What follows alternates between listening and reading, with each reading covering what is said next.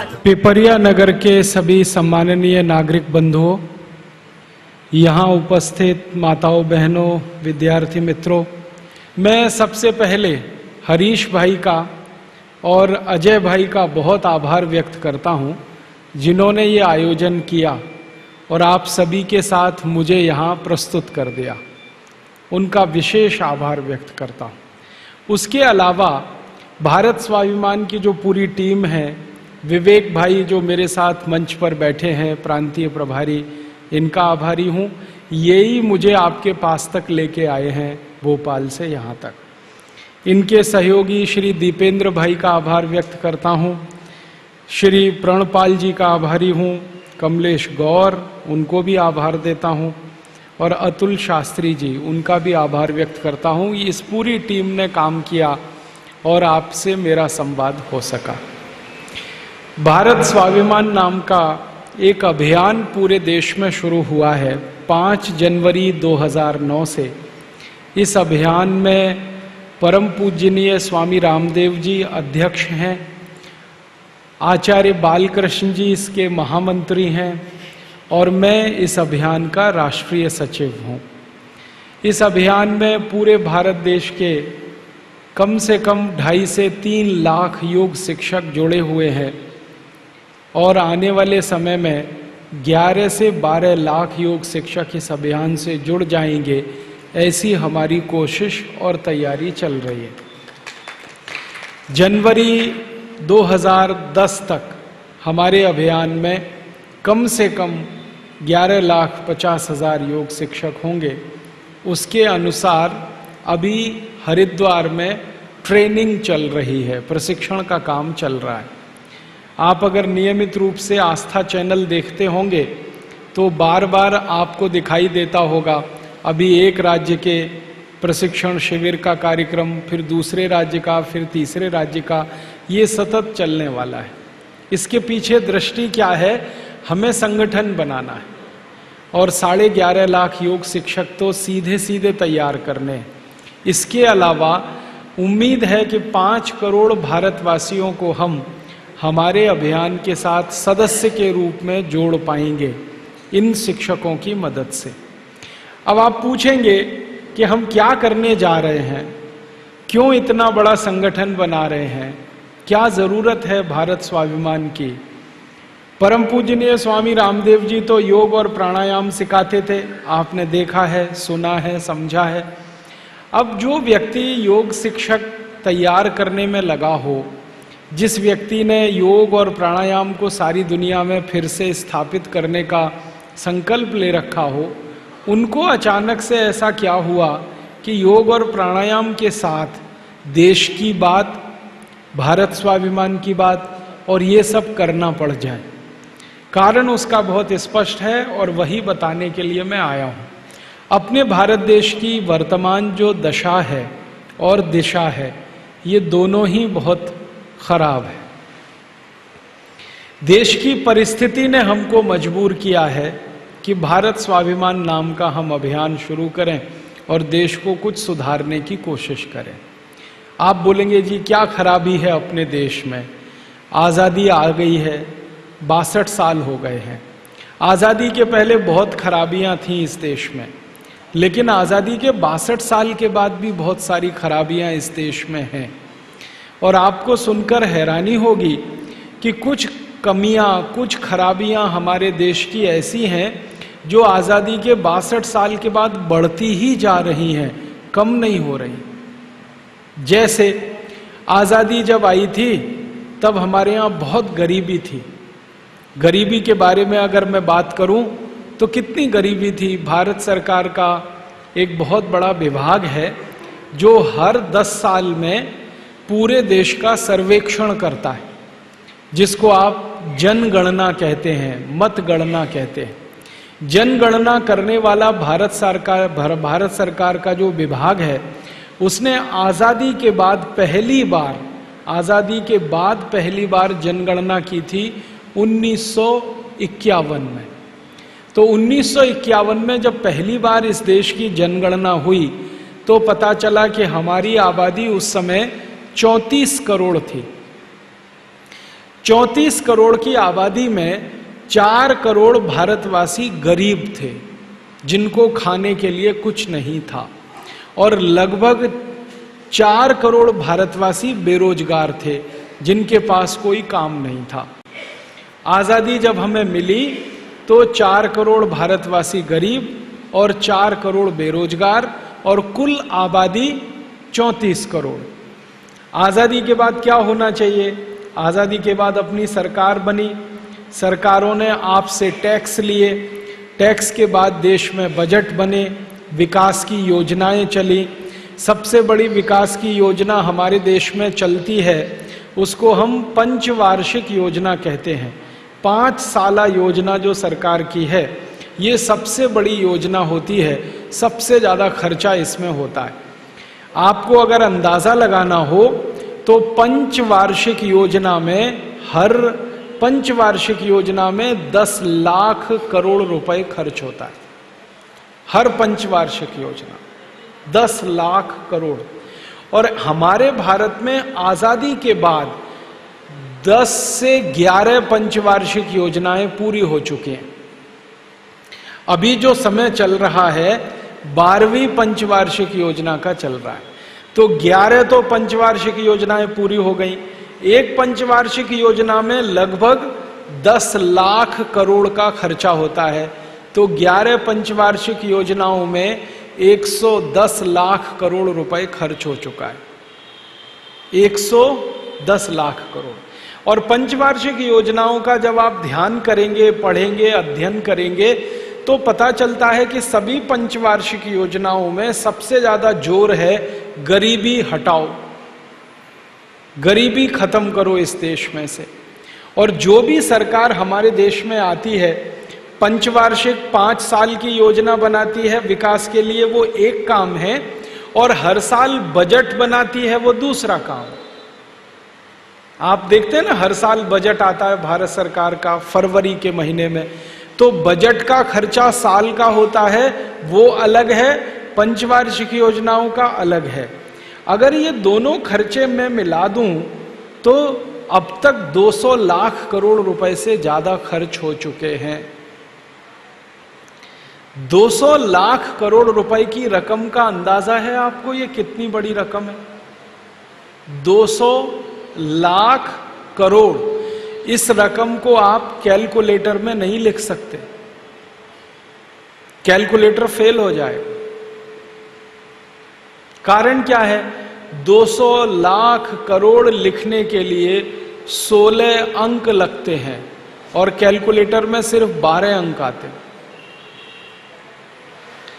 इतनी बड़ी रकम हमने खर्च कर दी, लेकिन गरीबी दूर नहीं हुई, बेरोजगारी दूर नहीं हुई, भूखमरी हमारे देश की खत्म नहीं हुई। क्या हो गया? हमारे गांव में पानी की व्यवस्था नहीं हो पाई।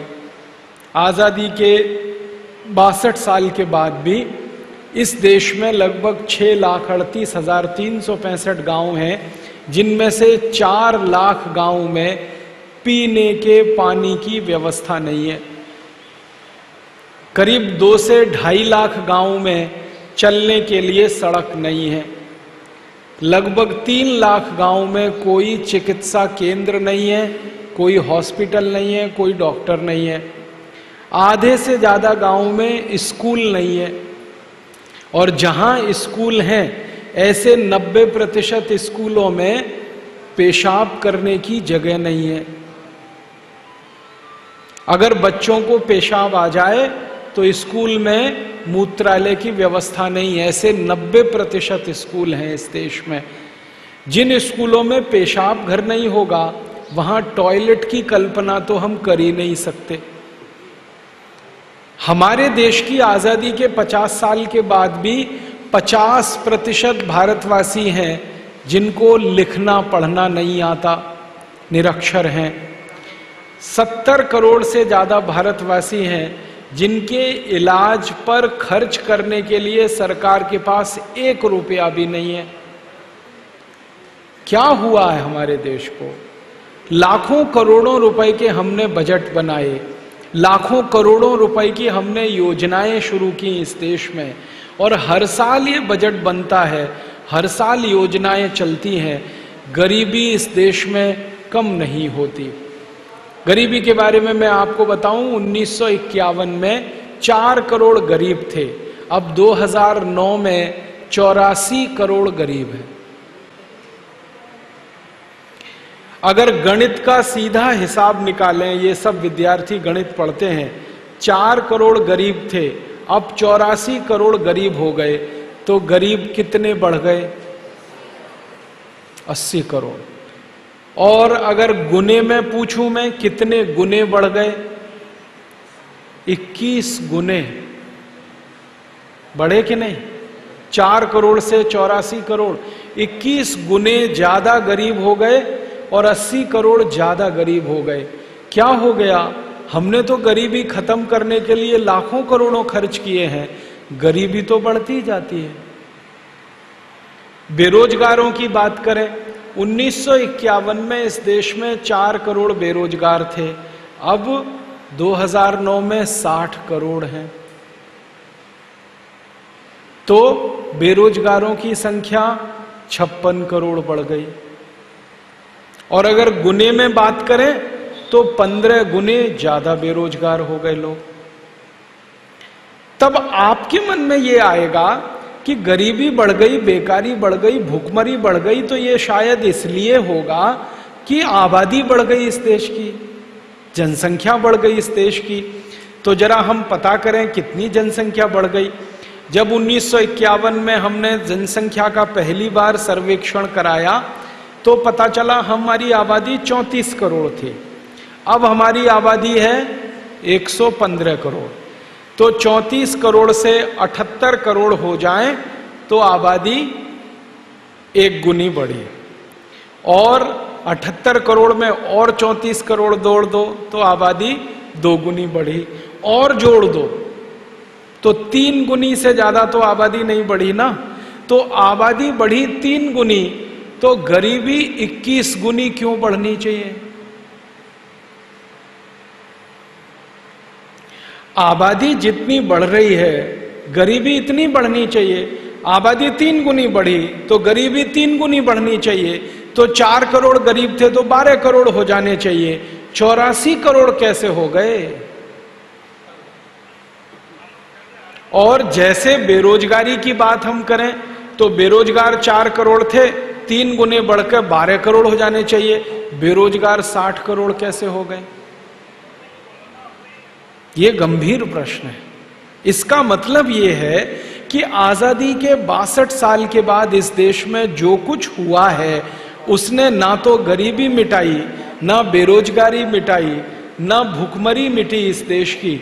आज भी इस देश में 50% बच्चे मां के पेट से जन्म लेने के बाद तीसरे महीने में मर जाते हैं, क्योंकि माता उनको दूध पिलाने की स्थिति में नहीं होती, क्योंकि मां के शरीर में दूध नहीं बनता, क्योंकि मां को खाने के लिए खुराक नहीं मिलती। ऐसी स्थिति 50% बच्चे अभी भी इस देश में जन्म के तीसरे महीने में मर जाते हैं। तो क्या हो गया हमारे देश को? ये गंभीर प्रश्न है। हम अक्सर आपस में चर्चाएं करते हैं, गांव-गांव जाने के लिए सड़क नहीं है, बिजली नहीं है, पानी नहीं है, हॉस्पिटल नहीं है, कोई छोटी से छोटी सुविधाएं भी हम हमारे गांव को क्यों नहीं दे पा रहे हैं? ये गंभीर प्रश्न है। इसी गंभीर प्रश्न का जब अध्ययन करने और समाधान खोजने की हम लोगों ने कोशिश की तो पता चला कि भारत में आजादी के 62 साल में सरकार ने पैसे तो बहुत इकट्ठे किए, आपसे टैक्स लेकर, मुझसे टैक्स लेकर, पैसे इकट्ठा करने में कोई कमी नहीं छोड़ी सरकार। हर साल आपसे टैक्स लेती है सरकार। यहां कुछ उद्योगपति बैठे होंगे, व्यापारी बैठे होंगे, सरकार आपसे इनकम टैक्स ले लेती है, सरकार आपसे कॉरपोरेट टैक्स ले लेती है, एक्साइज ड्यूटी ले लेती है, वैल्यू एडेड टैक्स के रूप में पैसा ले लेती है, रोड टैक्स ले लेती है, टोल टैक्स ले लेती है, हाउस टैक्स ले लेती है। 64 तरह के टैक्स सरकार आपसे ले लेती है। उसमें कभी कमी नहीं छोड़ती सरकार। कभी ऐसा हुआ कि सरकार ने आपको बोला कि इस साल टैक्स माफ छोड़ दो, नहीं देना, एक साल टैक्स नहीं लेंगे। कभी सूखा पड़ गया हो, किसानों के खेत में अन्न नहीं उपजा हो, तो सरकार कह देती है चलो किसानों का कर्ज माफ। ऐसे ही कभी ऐसा हुआ है, व्यापारियों का टैक्स माफ, उद्योगपतियों का टैक्स माफ, नागरिकों का टैक्स माफ, नहीं लेंगे इस साल क्योंकि आप बहुत कष्ट में हैं, तकलीफ में हैं, इस साल टैक्स छोड़ देंगे। कभी नहीं छोड़ते टैक्स लेना। सरकार की तरफ से तो हर दिन ये प्रयास रहता है कि आप ज्यादा से ज्यादा टैक्स उनको देते जाएं। कई ऐसे टैक्स भारत की सरकार ने आपके ऊपर लगाए हैं जो अंग्रेजों ने भी नहीं लगाए थे। हमारे देश में एक टैक्स है जिसका नाम है सर्विस टैक्स। ये कभी अंग्रेजों ने नहीं लगाया, लेकिन भारत सरकार ने लगा दिया आपको। ऐसे बीसियों तरह के टैक्स जो कभी अंग्रेज भी नहीं लेते थे, वो भी सरकार हमसे ले रही है। और टैक्स के रूप में हर साल हम उनको 6.25 लाख करोड़ रुपए देते हैं सरकार को। हर साल 6.25 लाख करोड़। 62 साल का हिसाब जोड़ें तो सैकड़ों लाख करोड़ रुपए हमने टैक्स में दे दिया। अब हमने तो टैक्स में दे दिया, क्या सोच कर दिया? आपको अगर मैं पूछूं कि आप सरकार को इनकम टैक्स क्यों देते हैं, सेंट्रल एक्साइज ड्यूटी क्यों देते हैं, सर्विस टैक्स क्यों देते हैं, वैल्यू एडेड टैक्स क्यों देते हैं, तो आप कहेंगे देश का विकास करने के लिए। और सरकार टीवी में भी आपको यही बताती है कि देश का विकास करना है तो ईमानदारी से टैक्स भरिए। विज्ञापन आता है कि नहीं?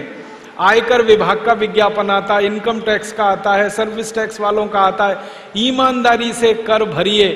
उसमें छोटे बच्चों को माता पिता के साथ कई बार दिखाते हैं और बच्चे अपने माता पिता से कहते हैं आपने टैक्स भरा। माने इमोशनल ब्लैकमेलिंग पूरे पक्के तरीके से सरकार करती है, टैक्स किसी के ऊपर छूटने ना पाए। और आपको मालूम है जो टैक्स की चोरी आप करें और आपको दंड लगे तो 60 गुना तक जुर्माना लगा देते हैं। कभी आपसे छोटी मोटी गलती हो गई, इनकम टैक्स भरने में कुछ चूक हो गई, तो दंड आपके ऊपर टैक्स का 60 गुना। टैक्स निकलता था 10,000, तो इसका 60 गुना दंड आपके ऊपर, 6 लाख। तो सरकारें दंड भी लेती हैं, टैक्स भी लेती हैं, सारा पैसा इकट्ठा करती हैं और आपको सरकार बोलती है कि ये सारा पैसा हम खर्च करेंगे विकास के लिए, गरीबी खत्म करने के लिए, बेकारी खत्म करने के लिए। लेकिन 62 साल में तो आजादी के बाद के आंकड़े कह रहे हैं, और आंकड़े मेरे नहीं हैं, भारत सरकार के। हमारे देश में इस समय जो प्रधानमंत्री हैं उनका नाम है डॉक्टर मनमोहन सिंह। इनके एक सहयोगी हैं, बहुत बड़े अर्थशास्त्री हैं, उनका नाम है अर्जुन सेन गुप्ता। बहुत बड़े अर्थशास्त्री। 5 साल उन्होंने एक अध्ययन किया और अध्ययन करने के बाद उन्होंने बताया कि 84 करोड़ लोग इतने गरीब हैं जो एक दिन में 20 रुपए भी खर्च नहीं कर सकते। 20 रुपए में तो 1 किलो आटा भी नहीं आता आजकल, 1 किलो सब्जी भी नहीं आती, 1 किलो दाल भी नहीं आती। कुछ दालें अगर खरीदनी पड़े तो 20 रुपए में 1 पाव आ जाएगी, 250 ग्राम। 80-80 रुपए किलो की दालें हो गई हैं, 50-60 रुपए किलो की सब्जियां हो गई हैं। 20 रुपए में तो पानी की बोतल 1 लीटर की, 20 रुपए लीटर दूध। माने हमारे यहां आजादी के 62 साल में इतनी महंगाई बढ़ गई है, अब तो नमक 15 रुपए किलो आता है इस देश में, पैकेट में बंद।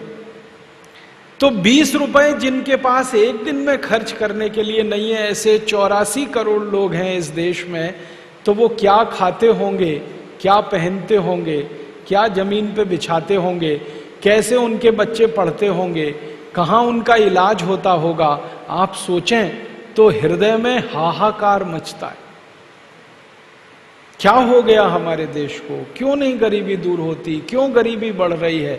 बेकारी दूर क्यों नहीं हो रही है? लाखों करोड़ों रुपए के टैक्स हम सरकार को दे रहे हैं, फिर भी विकास का काम नहीं हो पा रहा है। देश में कोई भी तकलीफ हमारी खत्म नहीं हो पा रही है। जब इस सब विषयों पर अध्ययन करना शुरू किया तो कुछ मैंने दस्तावेज इकट्ठे किए, तो उसमें से जो जानकारी मिली वो बिल्कुल अलग है।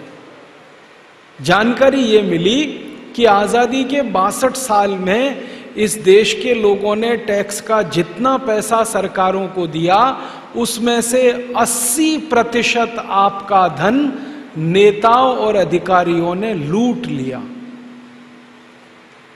80%।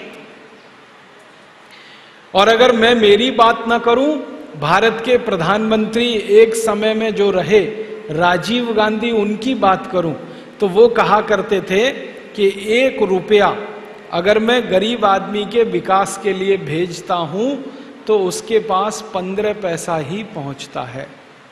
इसका माने हर 1 रुपए में 85 पैसे की लूट होती है। इसका माने जो भी बजट के लिए पैसा आप इकट्ठा करके देते हैं, जो भी पैसा पंचवर्षीय योजना के लिए इकट्ठा करके देते हैं, उनमें 85% धन की लूट होती है। अब आप बोलेंगे ये धन कौन लूटता है? ये लूटने वाले अपने ही नेता हैं, कोई बाहर वाला नहीं है। 1947 के पहले तो बाहर के लोग थे जो लूटते थे, अंग्रेज थे, विदेशी थे, इंग्लैंड से आए थे, वो लूटते थे यहाँ का धन और इंग्लैंड लेके जाते थे। लेकिन आजादी के बाद से तो एक भी अंग्रेज नहीं है इस देश की संसद में, इस देश की विधानसभाओं में, इस देश की राज्यसभा में या विधान परिषदों में कोई अंग्रेज नहीं है। सब अपने ही भाई भतीजे हैं, अपने ही भाई बंधु हैं, आपके, मेरे, हमारे सबके। वही लूट रहे हैं इस देश को और लूट लूट कर धन जमा कर रहे हैं। अधिकारी लूट रहे हैं, नेता लूट रहे हैं।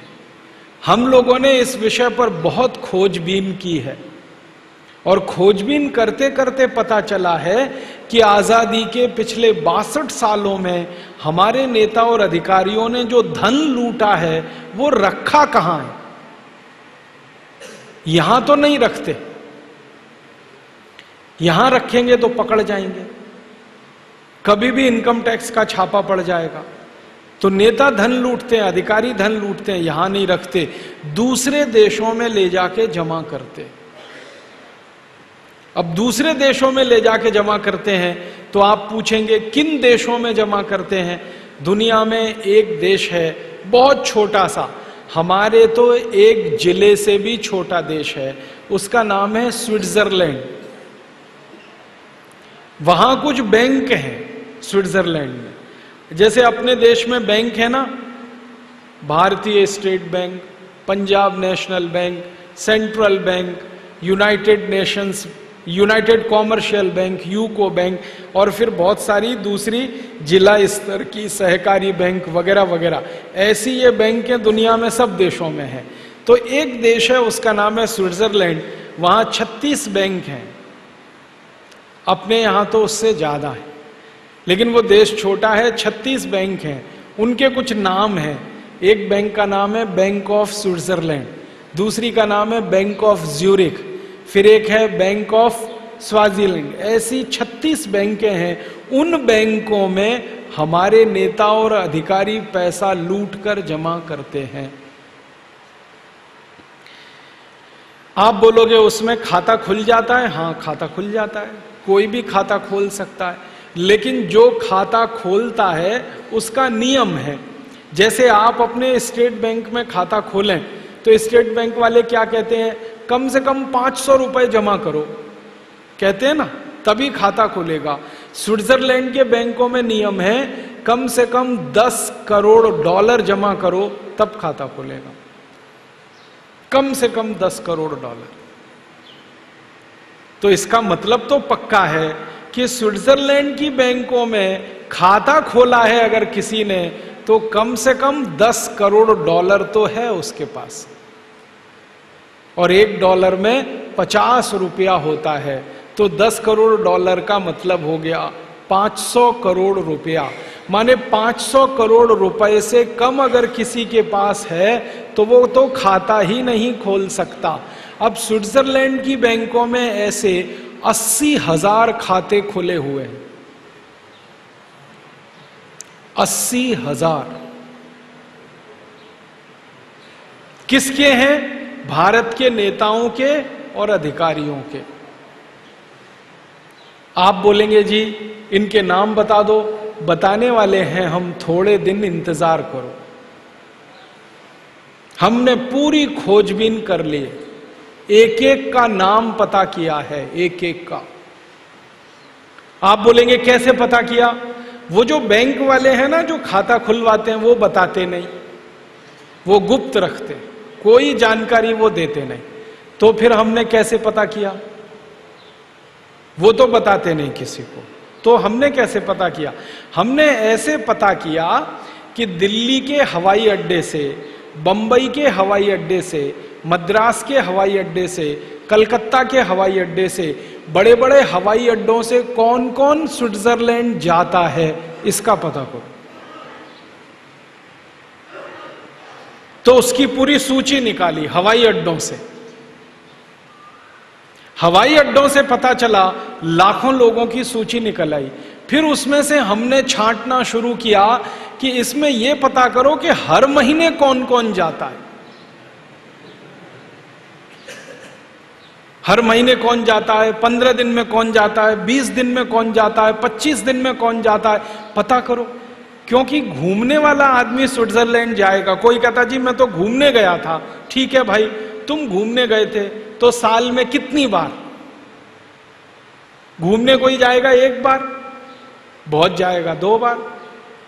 ज्यादा लोग जो घूमने जाते हैं वो मुझे कहते हैं कि राजीव भाई एक बार स्विट्जरलैंड चले जाओ तो दोबारा जाने का दिल नहीं होता। क्यों? कुछ है ही नहीं वहां, कुछ ऐसा खास नहीं है। वो कहते हैं स्विट्जरलैंड से सुंदर तो अपना पंचमढ़ी है, स्विट्जरलैंड से सुंदर तो अपना शिमला है, स्विट्जरलैंड से सुंदर तो जम्मू कश्मीर है, स्विट्जरलैंड से सुंदर तो उत्तराखंड है। हिंदुस्तान में ऐसी 100 से ज्यादा जगह हैं जो स्विट्जरलैंड से ज्यादा सुंदर हैं। जो आदमी ने वो देखी नहीं है उनको स्विट्जरलैंड स्वर्ग लगता है, लेकिन जब इन जगहों को कोई देख लेता है वो कहता है स्विट्जरलैंड में तो कुछ नहीं है, हमारे यहां तो उससे ज्यादा है। तो इसलिए जो घूमने जाता है वो एक बार के बाद दोबारा नहीं जाता, लेकिन जो बार बार जाता है, हर महीने में 2 बार, 3 बार, 4 बार, कुछ तो ऐसे महान हैं हर हफ्ते जाते हैं। उनकी सूची जब हमने निकाली तो उसमें 80,000 नाम निकल आए। और फिर हमने जब उनकी खोज करना शुरू किया कि ये नाम का आदमी हिंदुस्तान में क्या काम करता है, तो पता चला नेतागिरी करता है। इस नाम का आदमी हिंदुस्तान में क्या काम करता है? अब कोई उद्योगपति है, बहुत बड़ा उद्योग चलाता है, व्यापारी है, बहुत बड़ा व्यापार करता है और वो उस सूची में नाम में आता है, तो मुझे संतोष है कि भैया वो तो उद्योगपति है, व्यापारी है, उसका तो हजारों करोड़ का व्यापार है, उसका तो हजारों करोड़ का साम्राज्य है, वो स्विट्जरलैंड जाके पैसे रखता है, जमा करता है, तो समझ में आता है कि उसके पास तो हजारों करोड़ है, 10 कारखाने, 20 कारखाने, 50 कारखाने। लेकिन जो शुद्ध नेतागिरी करता है उसका नाम उस लिस्ट में जो देखता हूं मैं तो खटकता है वो कि इसकी तो चाय की दुकान भी नहीं है और इसका नाम उस सूची में है, इसकी तो पान की भी दुकान नहीं है और इसका नाम वो स्विट्जरलैंड जाने वालों की सूची में है। तो मन में शक पैदा होता है कि नहीं? जिस आदमी ने जिंदगी में चाय की दुकान नहीं खोली, जिसने पान की दुकान नहीं खोली, जिसने कभी जिंदगी में किराने और परचून की दुकान भी नहीं खोली, जिसने कभी व्यापार नहीं किया, कोई उद्योग नहीं चलाया, उसका नाम जब स्विट्जरलैंड जाने वालों की सूची में आता है और हजारों करोड़ रुपए उनका वहां पड़ा हुआ है, तो पक्की बात है कि उन्होंने कहीं से लूटा है वो पैसा। हमारे देश में पुराने जमाने में डकैत हुआ करते थे। डाकू मोहर सिंह, डाकू माधो सिंह होते थे ना, डाकू जालिम सिंह वगैरह वगैरह, ये डकैत होते थे और इनके पास पैसा मिलता था। पुलिस जब इनके घर में छापा मारती थी तो सबको पता है कि कहां से आया, लूटा। कभी एक गांव में जाके लूटा, कभी 2 गांव में, कभी 3 गांव में, कभी 1 परिवार, कभी 2 परिवार, कभी 5 परिवार। तो हमें संतोष है कि भाई डाकू मोहर सिंह के पास पैसे कहां से आए, कहीं लूटा उसने। डाकू माधो सिंह के पास पैसे कहां से आए, कहीं से लूटा। अब पता चला है कि नए नए डाकू मोहर सिंह और माधो सिंह इस देश में पैदा हो गए, जिनके घर में चाय की भी दुकान नहीं है, पान की भी दुकान नहीं है और उनके पास सैकड़ों करोड़ रुपए की संपत्ति है। मैं बिना नाम लिए कहता हूं, महाराष्ट्र में ऐसा ही एक डाकू है, हम सब उसे नेता कहते हैं और वो मंत्री है, केंद्र सरकार में मंत्री है। उसने बंबई से पूना के बीच की सारी जमीन खरीद रखी। बंबई से पूना के बीच की सारी जमीन, लाखों हेक्टेयर की जमीन एक डाकू ने खरीद रखी। आप सोचो, ऐसे ऐसे 80,000 हैं। मैं तो एक की बात कर रहा हूं, 80,000, जिन्होंने लूट लूट के इस देश का पैसा स्विस बैंकों में जमा कर रखा है। तो मैं तो आपसे यही कहने आया, डाकू मोहर सिंह मरा नहीं है, डाकू माधो सिंह मरा नहीं है, डाकू जालिम सिंह मरा नहीं है, उन्हीं की आत्मा हमारे नेताओं में प्रवेश कर गई।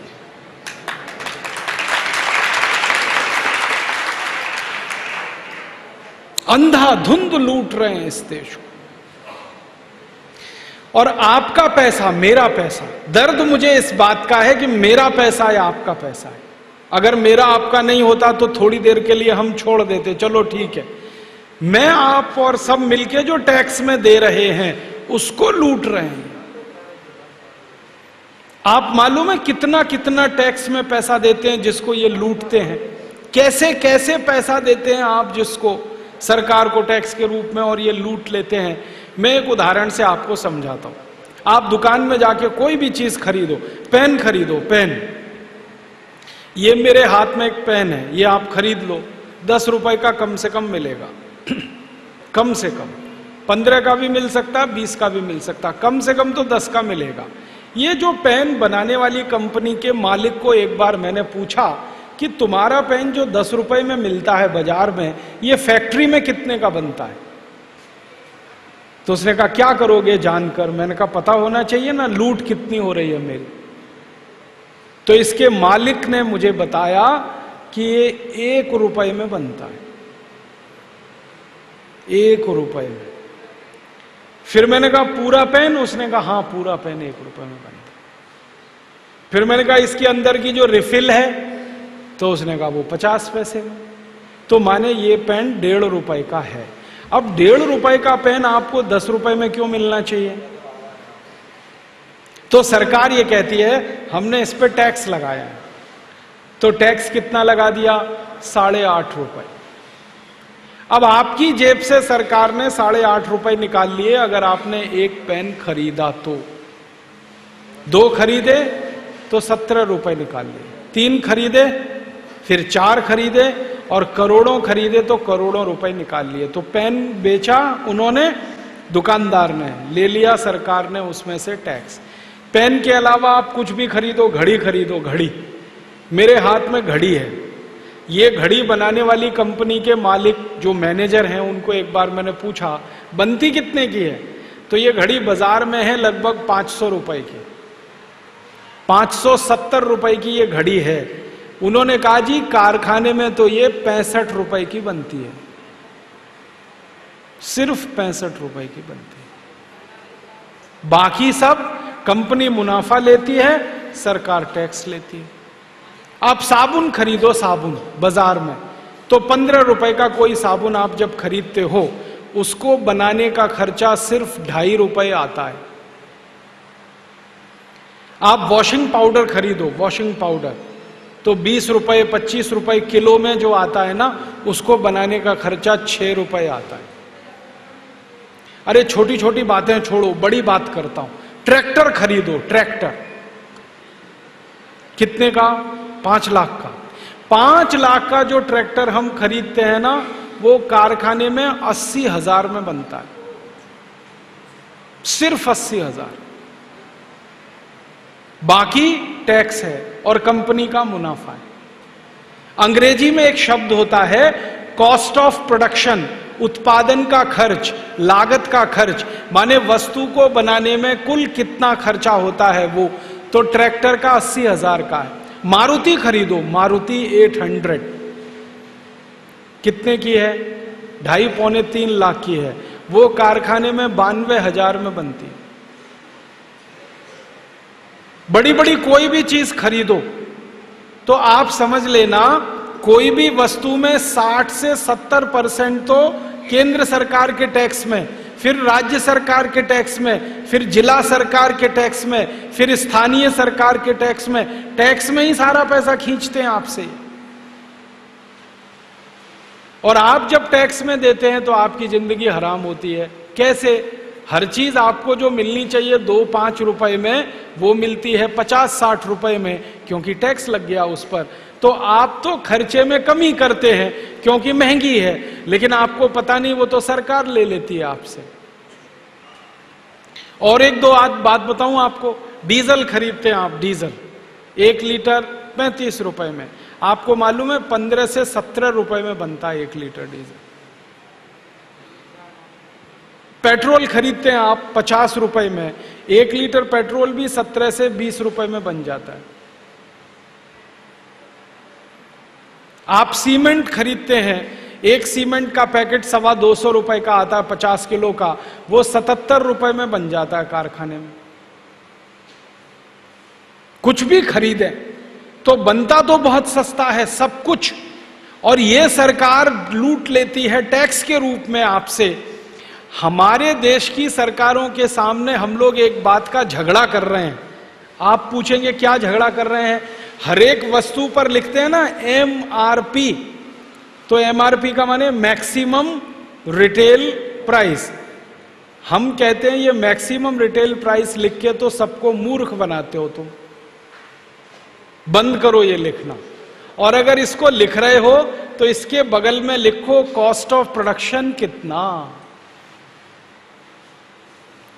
ये तो अधिकतम मूल्य लिख दिया, ये बताओ न्यूनतम मूल्य क्या है इसका।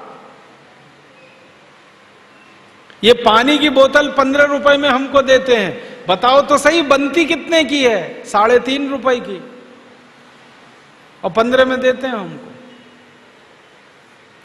आप जो दांत घिसने के लिए टूथपेस्ट लाते हैं ना बाजार से, 100 ग्राम आपको 30 रुपए का मिलता है, वो 3 रुपए में बनता है। अच्छे से अच्छा साबुन जो 40 रुपए का बाजार से आप खरीदते हैं, वो 6 रुपए में बनता है। चीजें बहुत सस्ती बनती हैं, लेकिन उन पर टैक्स लगा लगाकर इतना महंगा कर रखा है कि आपकी जेब से सब खींच के ले जाते हैं। तो मुझे दर्द इसी बात का है कि मैं हर चीज बाजार से महंगी खरीदता हूं, मेरे पैसे टैक्स में सरकार को देता हूं, सरकार के नेता और अधिकारी उसे लूटते हैं और ले जाकर विदेशी बैंकों में जमा करते हैं और मजा करते हैं। हम यहां भूखे मरते हैं, प्यासे मरते हैं, हमारे बच्चे भूखे मरते हैं, प्यासे मरते हैं, स्कूल पढ़ने नहीं जा सकते, बिना दवा के मर जाते हैं। ऐसी हमारी हालत है। और हमारे नेताओं को कभी भूख से मरते सुना? एक नेता का नाम बता दो जो भूख से मर गया हो। मैं आपको 100 के नाम बता सकता हूं जो ज्यादा खा के मर गए।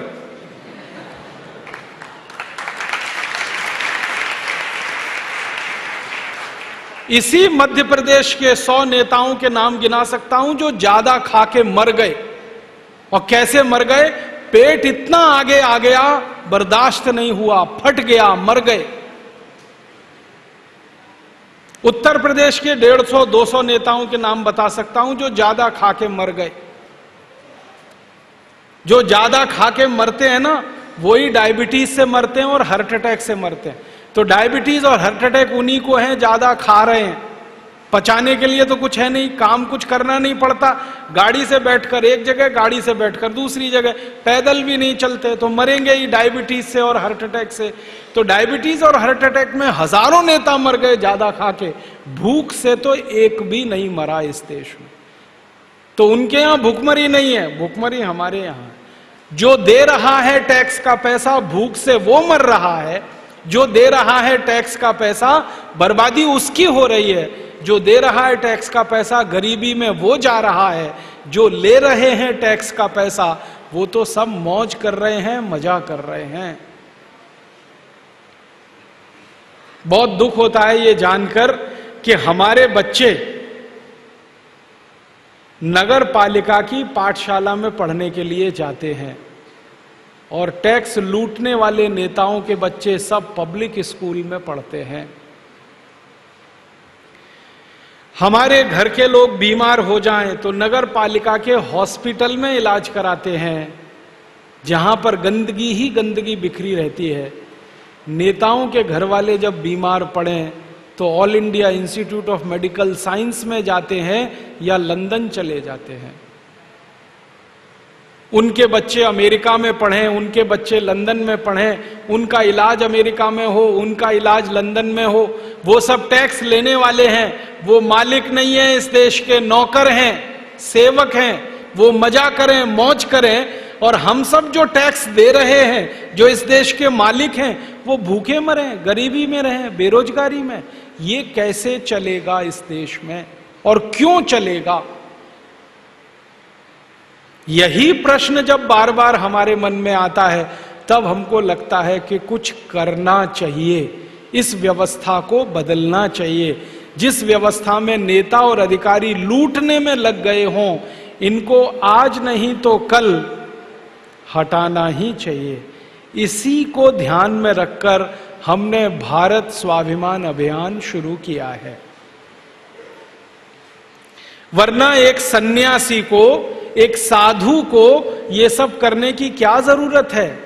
आप जानते हैं कोई व्यक्ति सन्यास लेता है तो किस बात के लिए? धर्म कर्म का काम करने के लिए। तो स्वामी रामदेव जी तो सन्यासी हैं, 1995 में सन्यास ले लिया, तो उनका तो मूल काम है धर्म कर्म का। लेकिन उनके दिल में आग लगी हुई है इसी बात की कि मेरे देश के टैक्स देने वाले लोग भुखमरी में रहें, मारामारी करें, जिंदगी जीने के लिए रात दिन संघर्ष करें, उनको पानी भी ना मिले, उनको बिजली भी ना मिले, उनको स्वास्थ्य ना मिले, चिकित्सा ना मिले, और टैक्स लेने वाले जो नौकर और हमारे सेवक हैं वो मजा करें, सारे पैसे को लूट लूट कर विदेशी बैंकों में जमा करें, अपने ऊपर खर्च करें। ये व्यवस्था अन्यायपूर्ण है, इसको बदलना चाहिए। और इसी व्यवस्था को बदलने के लिए हमने ये भारत स्वाभिमान अभियान शुरू किया है।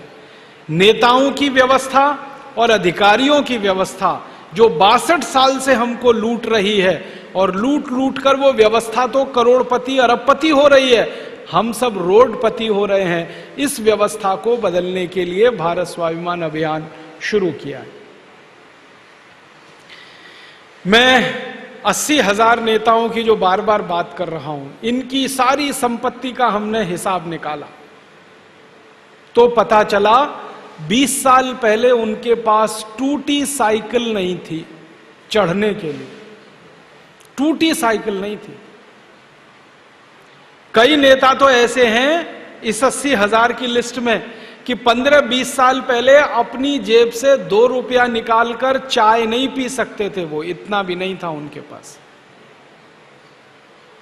और आज हिंदुस्तान की सरकारों में मंत्री हो गए, या राज्य सरकारों में मंत्री हो गए, या विधायक हो गए, या सांसद हो गए, एमएलए एमपी हो गए, उसके बाद एक एक के पास हजारों करोड़ की संपत्ति। मैं बिना नाम लिए कहता हूं आपको, महाराष्ट्र में मुंबई के 3 नेता हैं उस 80,000 की लिस्ट में। तीनों दादर रेलवे स्टेशन के बाहर बैठकर पालक बेचते थे।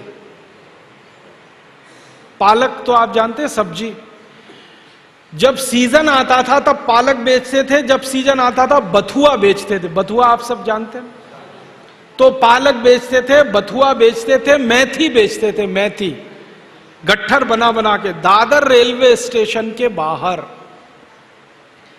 फिर कुछ बड़े नेताओं के चक्कर में आ गए, उनकी चापलूसी जी हजूरी करना शुरू किया। और हमारे देश में तो नेतागिरी ऐसे ही होती है, जो जितना बड़ा चापलूस वो उतना बड़ा नेता, और कोई योग्यता नहीं चाहिए। कोई बड़े नेता के आगे पीछे घूमना शुरू कर दो, चापलूसी जी हजूरी करना शुरू कर दो, उसको टिकट मिल जाएगा। इन तीनों को टिकट मिल गया ऐसे ही, ये एमएलए हो गए, फिर बाद में सांसद हो गए, राज्य में मंत्री हो गए, केंद्र में मंत्री हो गए।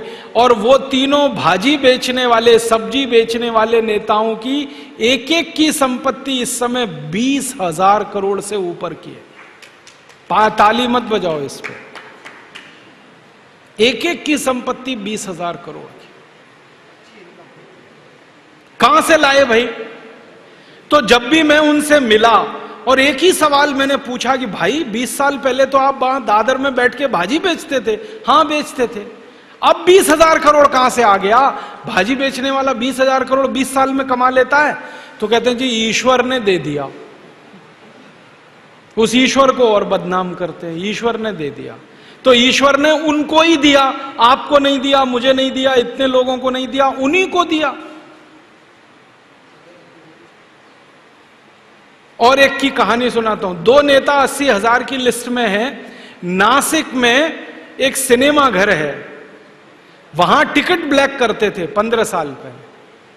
सिनेमा घर के बाहर खड़े होके टिकट ब्लैक करते थे, और आज उन दोनों की संपत्ति 12 से 13,000 करोड़ की। तो कोई सब्जी बेचता था, कोई टिकट ब्लैक करता था, खाने को नहीं था, चाय पीने को पैसे नहीं थे, चलाने को साइकिल जिनके घर में नहीं थी, बाप दादों ने जिनके लिए कोई संपत्ति कभी नहीं छोड़ी, आज हजारों हजारों करोड़ की संपत्ति के मालिक हो गए। कहां से हुआ? लूट कर उन्होंने ये पैसा जमा किया। लूटा कहां से? आपका पैसा, मेरा पैसा जो खजाने में जमा होता है टैक्स का, उसमें से लूटा। और कितना लूटा? जो कुल हमने जमा किया उसका कम से कम 85%। तो अब हिसाब समझ में आता है। 62 साल आजादी के हमने लाखों करोड़ों का जो टैक्स दिया, उसका 85% लूट लिया इन नेता और अधिकारियों ने और जमा। मैं आपको एक अधिकारी की बात और सुना देता हूं, नेताओं का तो हो गया। मैं उत्तर प्रदेश में मेरा जन्म हुआ। अभी थोड़े दिन पहले उत्तर प्रदेश के एक अधिकारी को जेल हुई है। उसका तो नाम बता देता हूं, कोई हरकत नहीं, क्योंकि अब तो वो जेल चला गया और अदालत ने भी कह दिया कि इसके नाम के साथ अब कोई दिक्कत नहीं है बताने में। उसका नाम है अखंड प्रताप सिंह। नाम बड़ा दुरुस्त है, अखंड प्रताप सिंह।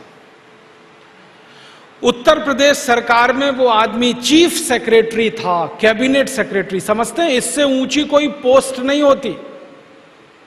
आईएएस अधिकारी होते हैं ना, सबसे ऊंचे माने जाते हैं।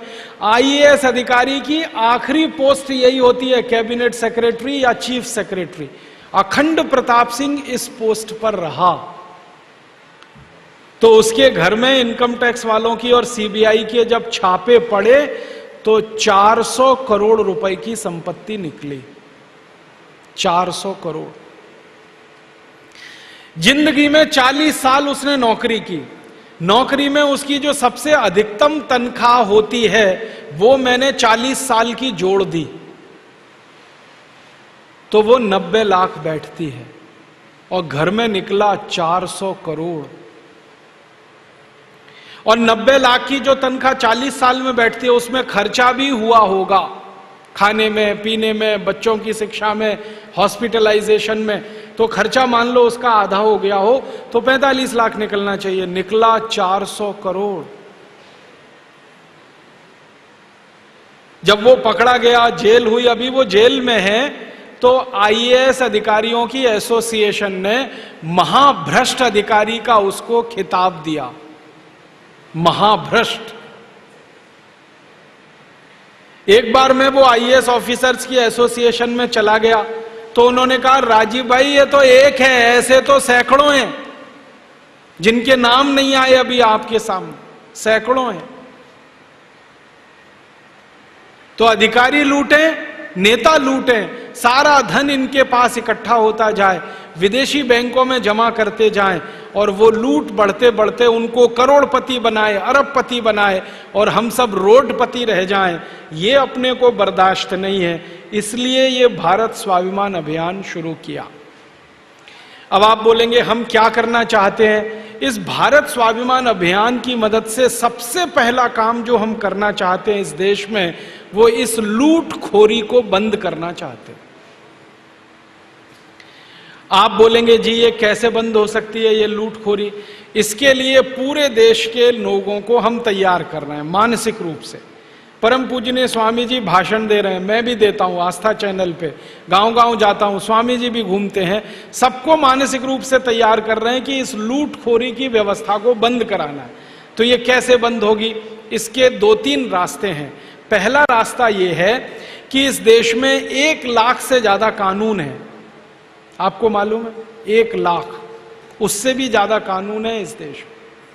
पुलिस का कानून जिसको आप कहते हैं ना इंडियन पुलिस एक्ट, आईएएस अधिकारियों का कानून जिसको इंडियन सिविल सर्विसेज एक्ट कहते हैं, भारतीय दंड संहिता जिसको आईपीसी कहते हैं, civil procedure code, criminal procedure code, ऐसे 1 लाख से ज्यादा कानून है।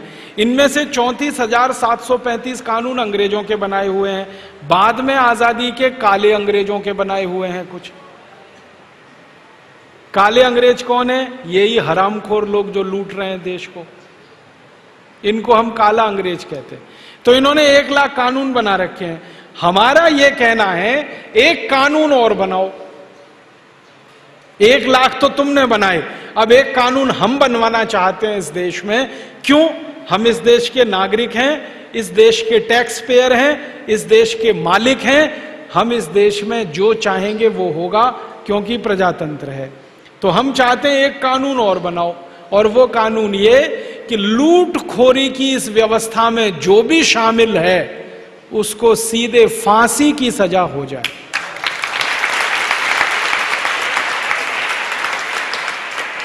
सीधे फांसी, और फांसी उसको जेल के अंदर नहीं, चौराहे पे।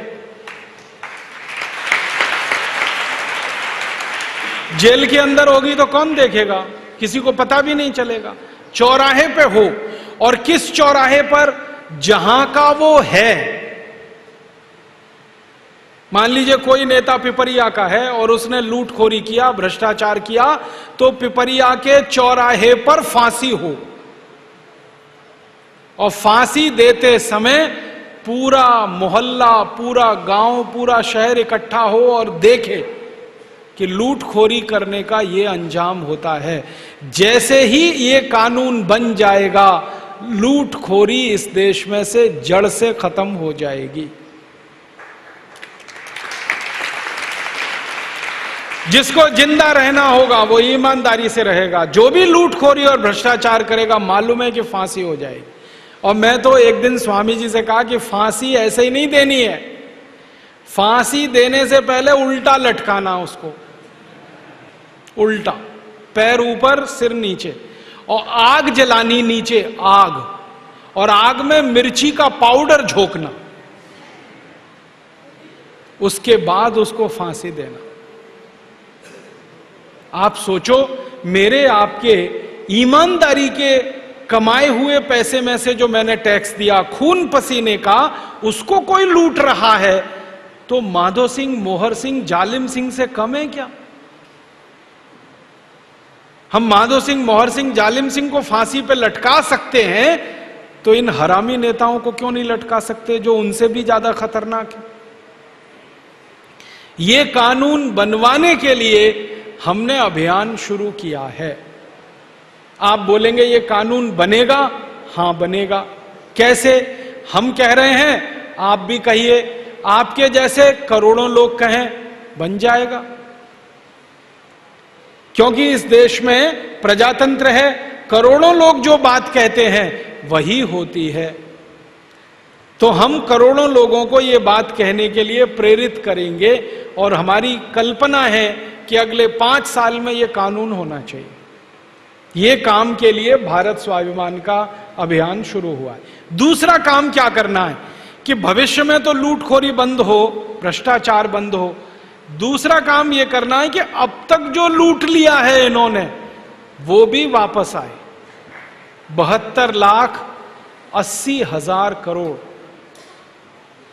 और स्विट्जरलैंड के अलावा जो दूसरे देश हैं दुनिया में, वहां जो लूट कर रखा हुआ है वो करीब 35 लाख करोड़ है। दोनों मिला दें तो लगभग 110 लाख करोड़ रुपया हमारा लूटकर इन नेता और अधिकारियों ने विदेशी बैंकों में रखा हुआ है।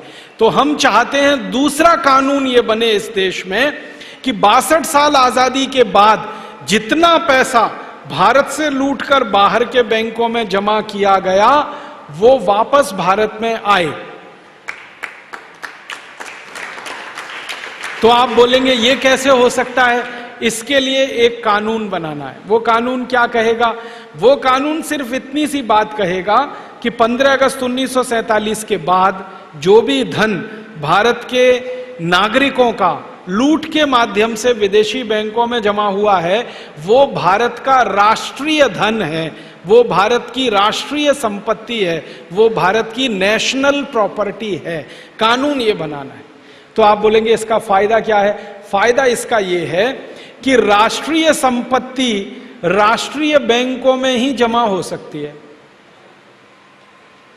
अगर किसी धन को हम ये कहें कि ये हमारा राष्ट्रीय धन है तो वो या तो रिजर्व बैंक ऑफ इंडिया में जमा हो सकता है, या स्टेट बैंक ऑफ इंडिया में हो सकता है, या पंजाब नेशनल बैंक में हो सकता है, भारत के ही बैंकों में जमा हो सकता है। कानून ये है कि राष्ट्रीय धन राष्ट्रीय बैंकों में जमा होता है। हम चाहते हैं कि कानून ये बन जाए कि विदेशी बैंकों में जो जमा है वो राष्ट्रीय धन है, तो चुपचाप वहां से निकल के सब भारत की बैंकों में आके जमा हो जाएगा। आप पूछेंगे क्या वो देंगे जिन बैंकों में ये जमा है? हां वो देंगे, क्योंकि उनके बाप का धन नहीं है, हमारा है। वो देंगे। कैसे देंगे? उनके खिलाफ हमको मुकदमेबाजी करनी पड़ेगी। आप बोलेंगे कौन मुकदमा सुनेगा, कहां मुकदमा होगा? एक अंतरराष्ट्रीय अदालत होती है। जैसे अपने यहां सुप्रीम कोर्ट है ना, ऐसे ही दुनिया का एक सुप्रीम कोर्ट है, उसका नाम है अंतरराष्ट्रीय न्यायालय। कहां पर है? एक छोटा सा शहर है, उसका नाम है हेग। और ये हेग कहां पर है? नीदरलैंड नाम के देश में। वहां एक अंतरराष्ट्रीय न्यायालय है, वहां हमको मुकदमा करना है। मुकदमा इस बात के लिए कि 62 साल हमारे देश के बेईमान लोगों ने जो धन जमा किया है वो इन बैंकों में है, ये हमें वापस चाहिए और ये हमारा राष्ट्रीय धन है। तो अंतरराष्ट्रीय अदालत हमारे पक्ष में फैसला देगी, क्योंकि अभी थोड़े दिन पहले ऐसा हुआ। आप बोलेंगे किसने किया, कौन था? अमेरिका नाम का एक देश है, वहां पर एक आदमी राष्ट्रपति बना है, उसका नाम है बराक ओबामा। अमेरिका के 250 साल के इतिहास में पहली बार एक काला आदमी राष्ट्रपति बना है। अमेरिका गोरे लोगों का देश है, लेकिन वहां एक काला आदमी राष्ट्रपति बन गया। कैसे हो गया? गोरे लोगों में काला आदमी राष्ट्रपति। काले लोगों के वोट अमेरिका में सिर्फ 15% हैं, गोरे लोगों के वोट 85% हैं। फिर भी गोरे लोगों ने काले आदमी को जिता दिया। कारण जानते हैं? उसने वायदा किया था अमेरिका के लोगों से। उसने वायदा किया था कि मैं अगर राष्ट्रपति जीत कर आया तो सबसे पहला कानून बनाऊंगा, अमेरिका में जो भ्रष्टाचारी नेताओं ने धन अमेरिका का लूटकर विदेशी बैंकों में रखा है, इसको वापस लाऊंगा। अमेरिका के लोगों ने जिता दिया उसको, और इतने वोटों से जिताया जो 250 साल का इतिहास टूट गया अमेरिका। वो जीत के आ गया। जीत कर आकर उसने सबसे पहला कानून यही बनाया अपने देश में।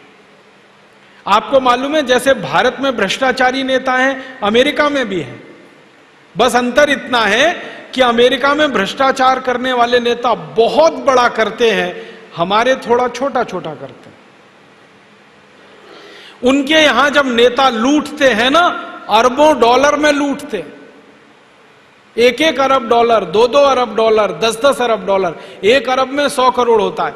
हमारे यहां नेता लूटते हैं लाखों और करोड़ों में, वो अरबों में लूटते हैं। भ्रष्टाचार वहां भी है, यहां भी है, बस लूट के क्वालिटी में अंतर है, यहां कम है वहां ज्यादा। तो उसने, ओबामा ने कहा कि मैं आऊंगा तो ये भ्रष्टाचार का धन वापस लाऊंगा। लोगों ने जिता दिया। जीतने के बाद उसने संसद में कानून बना दिया। जैसे ही कानून बना, 15 दिन के अंदर स्विट्जरलैंड की बैंकों में अमेरिका के भ्रष्टाचारी नेताओं का जितना धन था वो सब अमेरिका ने वापस ले लिया, सारा धन वापस ले लिया। थोड़े बार क्या हुआ, स्विट्जरलैंड की सरकार ने आनाकानी की, नहीं देंगे, आप क्या कर लोगे। तो उसने एक ही काम किया कि मैं क्या कर लूंगा ये बताता हूं अभी। उन्होंने कहा इराक और अफगानिस्तान 2 देशों को तबाह कर दिया है, स्विट्जरलैंड को भी कर सकता हूं। डर गए स्विट्जरलैंड वाले। और स्विट्जरलैंड के पास तो फौज नहीं है, आर्मी नहीं है। अमेरिका ने कहा एक ही मिसाइल छोड़ूंगा और ध्वस्त हो जाएगा। सोच लो, धमकी दी, दादागिरी की। स्विट्जरलैंड ने तुरंत सरेंडर कर दिया, सब पैसा उनको वापस दे दिया। मेरा ये कहना है कि अगर अमेरिका ने ये कर लिया तो हम भी कर सकते हैं। क्यों नहीं कर सकते? हम उनसे कोई कम है क्या? बराक ओबामा काला आदमी है, हम भी काले हैं।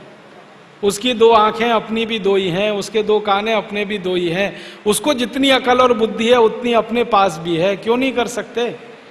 और जब उसने करने का संकल्प किया तो भगवान ने भी मदद की उसको, इतने बड़े वोटों से जिताकर राष्ट्रपति बना दिया।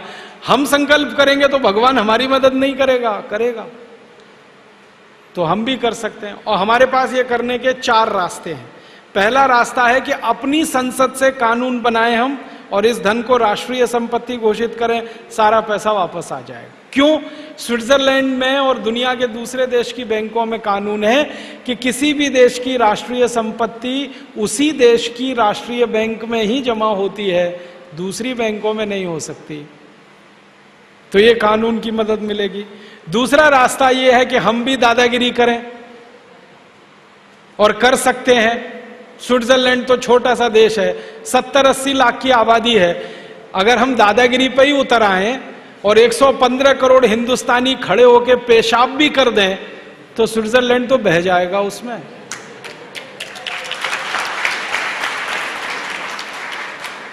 हम भी कर सकते हैं दादागिरी। हमारे पास 14 लाख की तो हमारी आर्मी है, फिर वायुसेना है, फिर जल सेना है, तो हम भी कर सकते हैं। फिर आप बोलेंगे हम दादागिरी करेंगे तो वो भी कर सकते हैं। उल्टा होने वाला है। अगर हमने दादागिरी की तो दुनिया के 50 देश हमारे साथ आके दादागिरी और ज्यादा करेंगे, क्योंकि उनका पैसा भी वहां पड़ा है। तो स्विट्जरलैंड तो अकेला पड़ जाएगा। तो दादागिरी करके हम पैसा ला सकते हैं। तीसरा रास्ता अपने पास है, अंतर्राष्ट्रीय अदालत में मुकदमा कर सकते हैं और हम इसे सिद्ध कर सकते हैं कि इन नेताओं ने कैसे लूटा ये पैसा। वो फैसला हमारे पक्ष में आ सकता है। और चौथा और आखिरी रास्ता ये है, जिसको भारत सरकार ने कहा है कि हम करेंगे। हम स्विट्जरलैंड की सरकार से ही बात करें और उन्हीं को कन्विंस कर दें, तो भी ये पैसा आ सकता है। ये चारों रास्ते हमको अपनाने हैं। पहला रास्ते पर अभी हमने चलना शुरू किया है। भारत की सरकार स्विट्जरलैंड की सरकार से बात करे और पैसे को वापस लाने की व्यवस्था करे। तो इसके लिए स्वामी जी ने ऐलान किया था चुनाव के पहले। आपको याद है कि जो नेता, जो पार्टी इस काम को करेगा उसको आशीर्वाद मिलेगा। तो आपको याद है कुछ नेताओं ने घोषणा की। किस किस ने की? सबसे पहले लाल कृष्ण आडवाणी ने कहा कि अगर मेरी सरकार आएगी मैं इस पैसे को वापस लाऊंगा। दूसरी बात फिर किसने की? राहुल गांधी ने की कि अगर हमारी सरकार आएगी तो हम भी इस पैसे को वापस लाएंगे। तीसरी बात किसने की? शरद यादव ने की कि हमारी सरकार आएगी तो हम इस पैसे को लाएंगे। चौथी बात किसने की? सीताराम येचुरी ने की। माने कम्युनिस्ट पार्टी ने की, कांग्रेस पार्टी ने की, बीजेपी ने किया, जनता दल ने कहा, समाजवादी पार्टी ने कहा, मुलायम सिंह यादव ने, अगर हमारी सरकार आएगी तो हम भी लाएंगे। कई पार्टियों ने ये बोला। तो अब हम क्या कर रहे हैं, चुनाव हो गए, सरकार आ गई और संयोग से कांग्रेस की सरकार आ गई, तो अब हम उनके पीछे लगे हैं, लाओ आपने बोला था।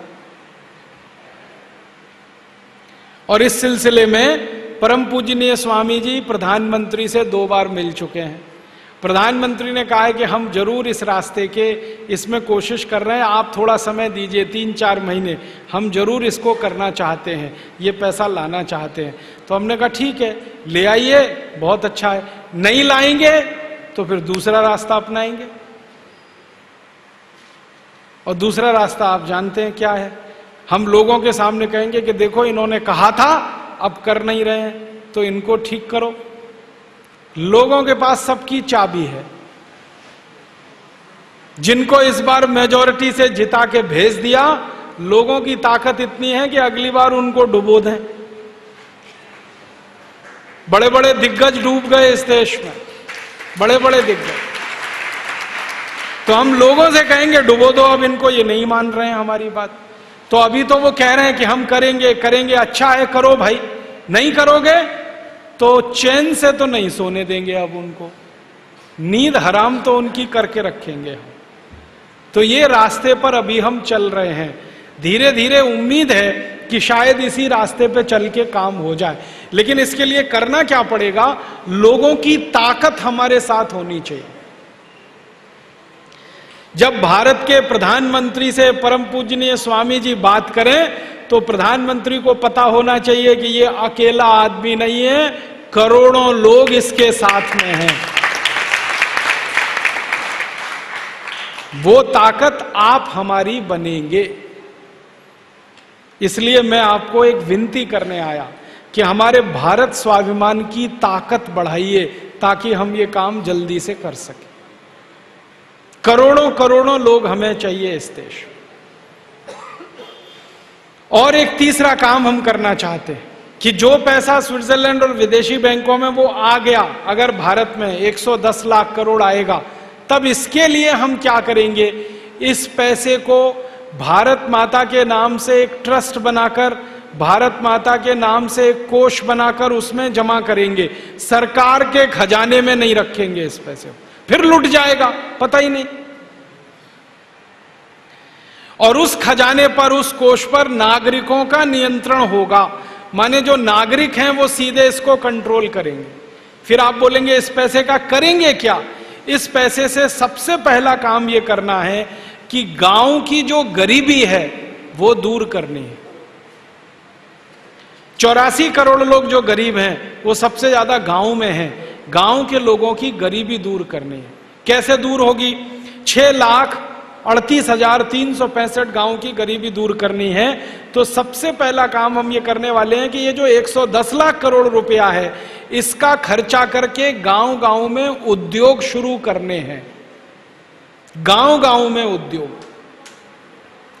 अभी जो उद्योग हैं वो शहरों में हैं। भोपाल में उद्योग हैं, इंदौर में उद्योग हैं, ग्वालियर में है, उज्जैन में है, दिल्ली में है, बनारस में है, इलाहाबाद। बड़े शहरों में तो उद्योग हैं, छोटे गांवों में कुछ नहीं है। इसलिए गांव के लोगों को भाग भाग कर शहर में आना पड़ता है रोजगार के लिए। कितने दुख और तकलीफ की बात है कि कोई व्यक्ति अपना घर परिवार छोड़कर दूर शहर में जाकर नौकरी के लिए परेशान होता है। और उसकी परेशानी इतनी जबरदस्त होती है कि गांव से आदमी जब शहर चला जाता है रहने के लिए, तो शहर के सबसे गंदे इलाके में रहता है जिसको झुग्गी झोंपड़ियां कहते हैं। उन झुग्गी झोंपड़ियों में हम पैदल नहीं निकल सकते, नाक पर रूमाल रखना पड़ता है, इतनी बदबू आती है। वहां हमारे गांव के लोगों को रहना पड़ता है सालों साल नौकरी की तलाश में, रोजगार की तलाश में। हम इसको उल्टा करना चाहते हैं। नौकरी और रोजगार के लिए किसी को गांव से भागकर शहर नहीं जाना पड़े, गांव में ही सबको रोजगार मिले, ऐसी व्यवस्था करना चाहते हैं। तो आप बोलेंगे गांव में क्या क्या उद्योग हो सकते हैं? गांव में बहुत उद्योग हो सकते हैं। जैसे मैं नाम के लिए बताऊं, गेहूं पैदा होता है गांव में कि शहर में? गांव में। गेहूं पैदा होता है तो उस गेहूं का आटा भी बन सकता है गांव में? नहीं बन सकता। जो शहर में आटा बनाने की चक्कियां लग सकती हैं, फ्लोर मिल लग सकती है, वो गांव में भी लग सकती है? नहीं लग सकती। बिजली की व्यवस्था अगर गांव में हो जाए तो गेहूं से आटा बनाने का काम गांव में ही हो सकता है। अगर गेहूं का आटा बनकर गांव से शहर में बिकने को जाए तो गेहूं तो बिकता है 10-11 रुपए, आटा बिकता है 25 रुपए, तो किसानों को फायदा होगा कि नहीं? डबल। तो हम किसानों को क्या समझाना चाहते हैं? गेहूं पैदा करो, गेहूं मत बेचो, आटा बेचो। क्योंकि गेहूं बेचने में लाभ नहीं है, आटा बेचने में लाभ है। ऐसे ही दूध कहां होता है? गांव में। जानवर सबके पास गांव में। तो हम किसानों को कहना चाहते हैं कि दूध बेचना है तो दूध मत बेचो, दूध के सामान बना के बेचो। दूध में से घी निकलता है, मक्खन निकलता है, दूध का दही बनता है। आपको मालूम है हमारे देश में एक विदेशी कंपनी है, उसका नाम है नेस्ले। वो दिल्ली के आसपास के गांव से दूध लेती है 12 रुपए लीटर, और उस दूध का दही जमाती है और उसको बेचती है 65 रुपए किलो।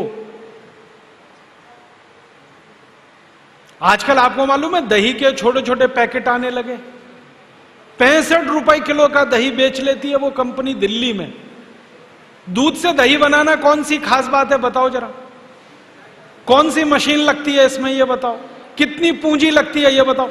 एक पैसा लगाए बिना, बिना कोई मशीन के हम दूध से दही बना सकते हैं। अब दूध से दही वो कंपनी बना सकती है तो किसान भी बना सकते हैं। तो हम किसानों को कहना चाहते हैं दूध नहीं दही बेचो, 65 रुपए किलो का बिकता है, दूध तो 12 रुपए किलो का है।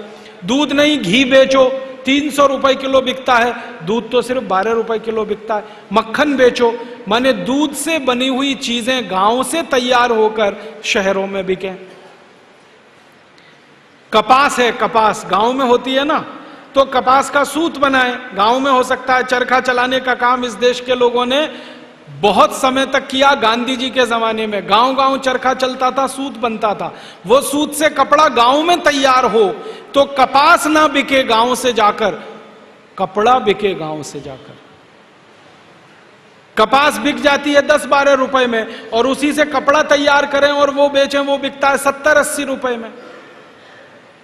मतलब मेरे कहने का यह है कि जो कच्चा माल गांव में तैयार होता है वो सीधे गांव से बाहर ना बिके, पक्का माल वो गांव में ही बने। तो मैंने इसकी एक सूची बनाई तो पता चला 100 उद्योग हर गांव में लग सकते हैं। 100। कपड़ा बनाने का, दूध से दही बनाने का, गेहूं का आटा तैयार करने का, मसाले तैयार करने का, तेल तैयार करने का। सरसों तो गांव में ही होती है ना, तो तेल गांव में निकल सकता है। तेल के डिब्बे बन बन के शहर में बिक सकते हैं। तो 100 ऐसे उद्योग हर गांव में लग सकते हैं। और हर गांव में 100 उद्योग लग गए तो फिर बताओ रोजगार मिलेगा कि नहीं, बेकारी खत्म होगी कि नहीं?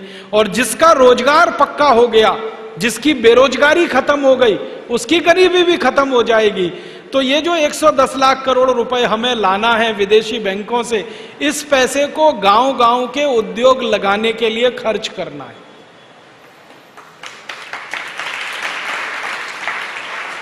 और कहां खर्च करना है? हमारे गांव में बिजली नहीं है, तो मैंने हिसाब निकाला 4 लाख गांव को बिजली चाहिए। 4 लाख गांव को बिजली चाहिए तो बिजली कितनी लगेगी? तो मैंने हिसाब निकाला करीब 50 से 60 हजार मेगावाट बिजली लगेगी। अब 50 से 60 हजार मेगावाट बिजली लगेगी तो ये कहां से आएगी? इसके लिए बिजली घर लगेंगे। एक बिजली घर अगर हम बनाते हैं 1 मेगावाट का तो उसमें 4 करोड़ रुपए खर्च होते हैं। इसको सुनना ध्यान से। एक बिजली घर हम बनाते हैं 1 मेगावाट का तो 4 करोड़ खर्च होते हैं। 60 हजार मेगावाट के लिए बिजली घर लगाएं, 2.5 लाख करोड़ खर्च होगा। तो 2.5 लाख करोड़ माने 110 लाख करोड़ की हमें बिजली की व्यवस्था हो। एक एक गांव, एक भी गांव ऐसा नहीं बचेगा जहां बल्ब ना हो और पंखा ना हो। तो बिजली भी हो सकती है, उद्योग भी लग सकते हैं। फिर शिक्षा की बात करें, स्कूल खोलने हो कॉलेज खोलने हो, इंजीनियरिंग कॉलेज खोलने हो, मेडिकल कॉलेज खोलने हो, वो भी गांव-गांव में संभव। सड़क बनानी हो, हॉस्पिटल बनाने हो, डॉक्टर हमें रखने हो,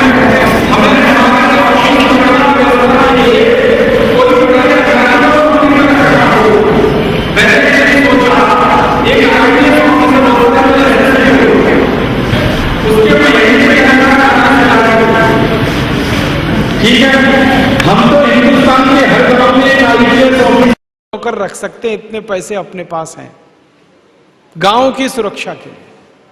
आईपीएस ऑफिसर नौकर बन के रहेगा क्योंकि उसको 40,000 चाहिए। तो 110 लाख करोड़ तो इतनी बड़ी रकम है। एक दिन मैंने सोचा इस पूरी रकम को हम भारत के गांव पे खर्च कर दें तो ये 2 बार पूरी रकम खर्च हो सकती है और 2 बार भारत के एक एक गांव को सोने का गांव बना सकते हैं, समृद्धशाली, वैभवशाली, गौरवशाली बना सकते हैं। मैं सीधा ही हिसाब बताता हूं, 110 लाख करोड़ का सोना खरीदे ना, सोना, तो इतना सोना आता है कि 6,38,365 गांव की एक एक सड़क पर सोना बिछा सकते। इतनी बड़ी रकम है। तो गरीबी, भुखमरी, बेकारी सब खत्म हो सकता है अगर ये धन वापस आ जाए। तो अपने को यही काम करना है। इसी के लिए स्वामी जी ने अभियान शुरू किया है। अब आप बोलेंगे जी हम क्या करें, आप इसमें हमारी मदद करो। बिना आपकी मदद के ये काम नहीं हो सकता। अगर हो जाता तो मैं हरिद्वार से 2000 किलोमीटर चल के पिपरिया नहीं आता, वहीं बैठ के कर लेते ना हम ये काम। तो हरिद्वार से दिल्ली तो नजदीकी है ना, दिल्ली में बैठते ये काम करा लेते। हमें मालूम है नहीं होता। ये कब होगा, जब आपके जैसे करोड़ों करोड़ों लोग हमारी ताकत बन जाएंगे, फिर ये काम हम कराएंगे या फिर ये काम होगा। तो आप हमारी ताकत बनो। तो आप कहेंगे इसके लिए क्या करें, इस भारत स्वाभिमान के आप सदस्य हो जाओ, हमारी ताकत बढ़ जाएगी। इसके लिए सदस्यता फॉर्म बना हुआ है, आप ले लेना, स्थानीय समिति के पास है, वो भर के इनको दे देना। फिर क्या होगा, आप जब सदस्य हो जाएंगे तो फिर आपका प्रशिक्षण होगा, ट्रेनिंग होगी। वो ट्रेनिंग हरिद्वार में भी होगी और यहां भी होगी। हरिद्वार में ट्रेनिंग के लिए आपको बुलाएंगे तो स्वामी जी खुद ट्रेनिंग देंगे, यहां होगी तो मैं देने के लिए आऊंगा। ट्रेनिंग देके आपको हम तैयार करेंगे और आप जब तैयार हो जाएंगे तो आप भी मेरी तरह से गांव-गांव जाएंगे और लोगों को ये बात समझाएंगे। और ज्यादा लोगों को जब ये समझ में आएगी और ताकत बढ़ेगी तो सरकार तो झक मार के वही करेगी जो हम करवाएंगे। आपने एक वाक्य सुना है, कलयुग में सबसे बड़ी शक्ति संगठन में होती है। सतयुग जब होता था ना, सतयुग, राम जी का युग, तब सबसे बड़ी शक्ति राजा में होती थी, राज्य व्यवस्था में होती थी। कलयुग में सबसे बड़ी शक्ति संगठन में होती है। तो अभी कलयुग चल रहा है, सतयुग नहीं है। तो इस कलयुग के हिसाब से हमें संगठन की शक्ति बढ़ानी है और वो शक्ति की मदद से ये काम कराना है। आप मदद करेंगे? बहुत अच्छा। अगर आप मदद करेंगे तो मुझे भरोसा है, अगर पिपरिया जैसे छोटे गांव में लोग मदद करेंगे तो बड़े शहरों में भी मदद करेंगे। तो आपकी एक मदद तो ये चाहिए कि आप हमारे संगठन के सदस्य बने जल्दी से जल्दी।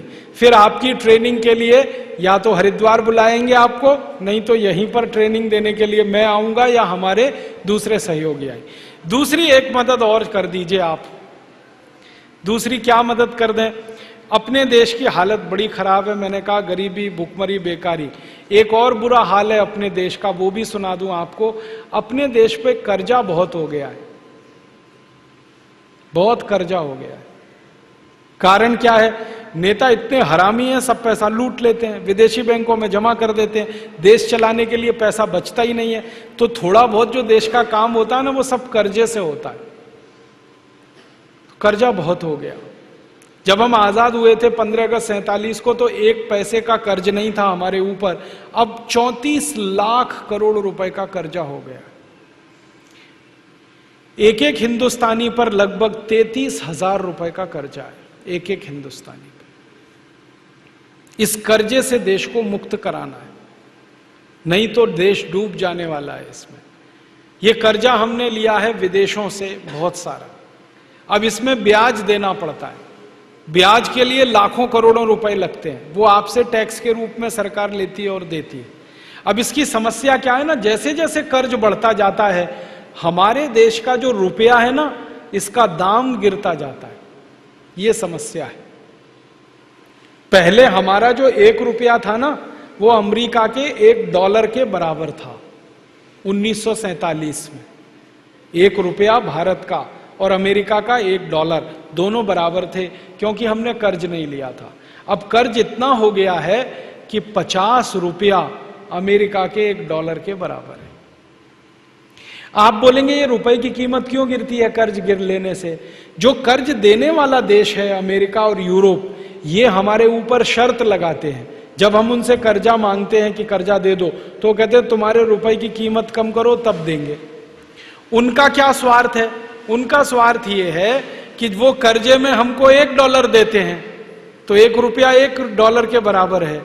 जब कीमत गिर जाती है तो 50 रुपया हो जाता है, तो बदले में हमें उनको 50 रुपया देना पड़ता है, इसलिए उनको रकम ज्यादा मिलती है, इसलिए उनका स्वार्थ है। तो वो रुपए की कीमत गिराते हैं, तो कीमत बहुत गिर गई है, 50 रुपया $1 हो गई है।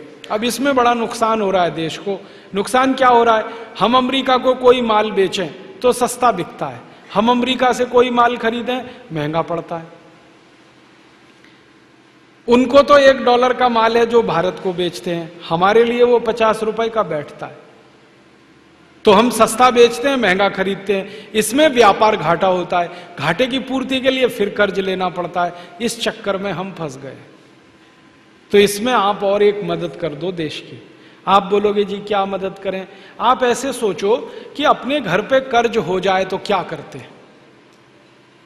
हमारा घर कर्जे में डूब गया, अब क्या करेंगे? तो 2 ही रास्ते हैं, या तो घर की आमदनी बढ़ाकर कर्ज को वापस करेंगे, या घर का खर्चा कम करके पैसे बचा के कर्ज वापस करेंगे। 2 ही रास्ते हैं ना, या तो घर का खर्चा कम करें या घर की आमदनी बढ़ाएं। अभी ये दोनों काम अगर हम करें तभी देश बचता है।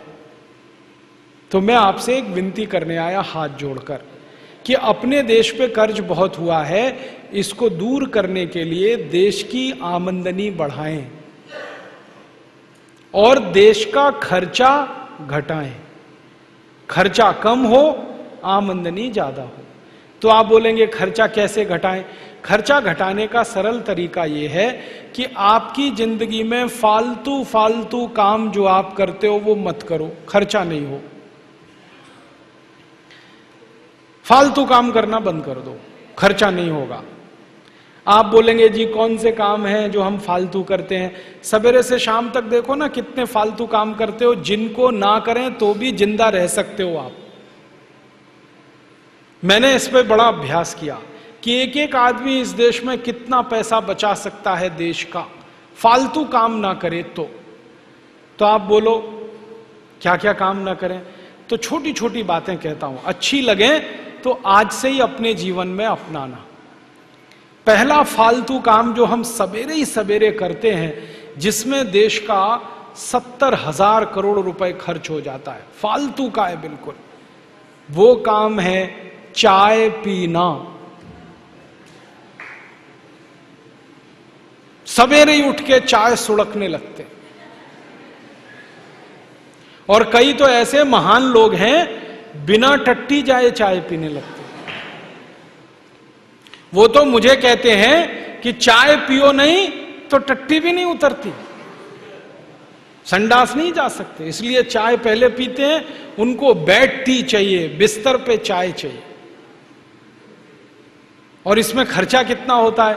1 किलो चाय 150 रुपए की है। हर साल भारत के लोग 70 करोड़ किलोग्राम चाय पी जाते। सोचो कितना पैसा खर्च करते फालतू में। और ये फालतू इसलिए भी है कि चाय पी पी के अपना शरीर खराब होता है। ज्यादा चाय पियोगे नशा हो जाएगा। नशा पता है किस बात का? रोज चाय पीनी पड़ेगी, एक दिन ना पिए तो सिर में दर्द हो जाएगा। बहुत लोग मुझे कहते हैं एक दिन भी चाय ना मिले तो सिर घूमने लगता है। तो ऐसा नशा किस काम का। और दूसरी समस्या, चाय पियो तो पेट खराब। चाय से पेट खराब पता है कैसे होता है? चाय में कुछ केमिकल हैं। एक केमिकल है उसका नाम है कैफीन, दूसरा है निकोटिन, तीसरा है टैनिन। ऐसे 18-20 केमिकल हैं चाय में। ये सब पेट में जाके अम्लता बढ़ाते हैं। अम्लता समझते हैं? एसिडिटी। पेट में वैसे ही गैस एसिड बनता है, अम्ल बनता है। चाय पियो तो और ज्यादा बनता है। और पेट में जब अम्ल ज्यादा बनने लगता है तो वो खून में चला जाता है। खून की अम्लता जब बढ़ती है तो 80 रोग आते हैं शरीर में। घुटने दुखना, कमर दुखना, कंधा दुखना, जोड़ों में दर्द होना, हृदयघात होना, हार्ट अटैक होना, फिर कई बार ब्रेन हेमरेज होना। खराब से खराब रोग शरीर के खून की अम्लता बढ़ने के बाद ही आते हैं। और ये अम्लता सबसे ज्यादा चाय से बढ़ती है। तो क्यों फालतू में पीना? मत पियो। आदमी को छोड़कर कोई चाय नहीं पीता। मैंने बहुत बार कुत्ते को पिला के देखा, नहीं पीता।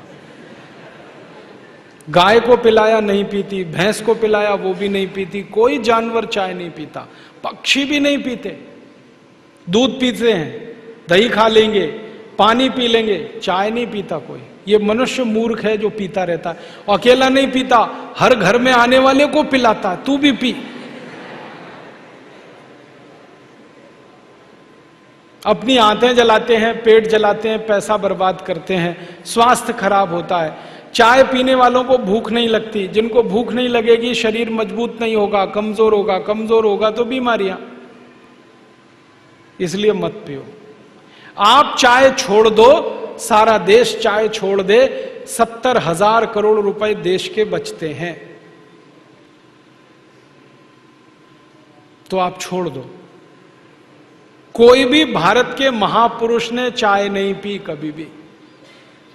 महात्मा गांधी, सरदार पटेल, सुभाष चंद्र बोस, चंद्रशेखर आजाद, शहीद भगत सिंह, ऊधम सिंह, किसी ने चाय नहीं पी।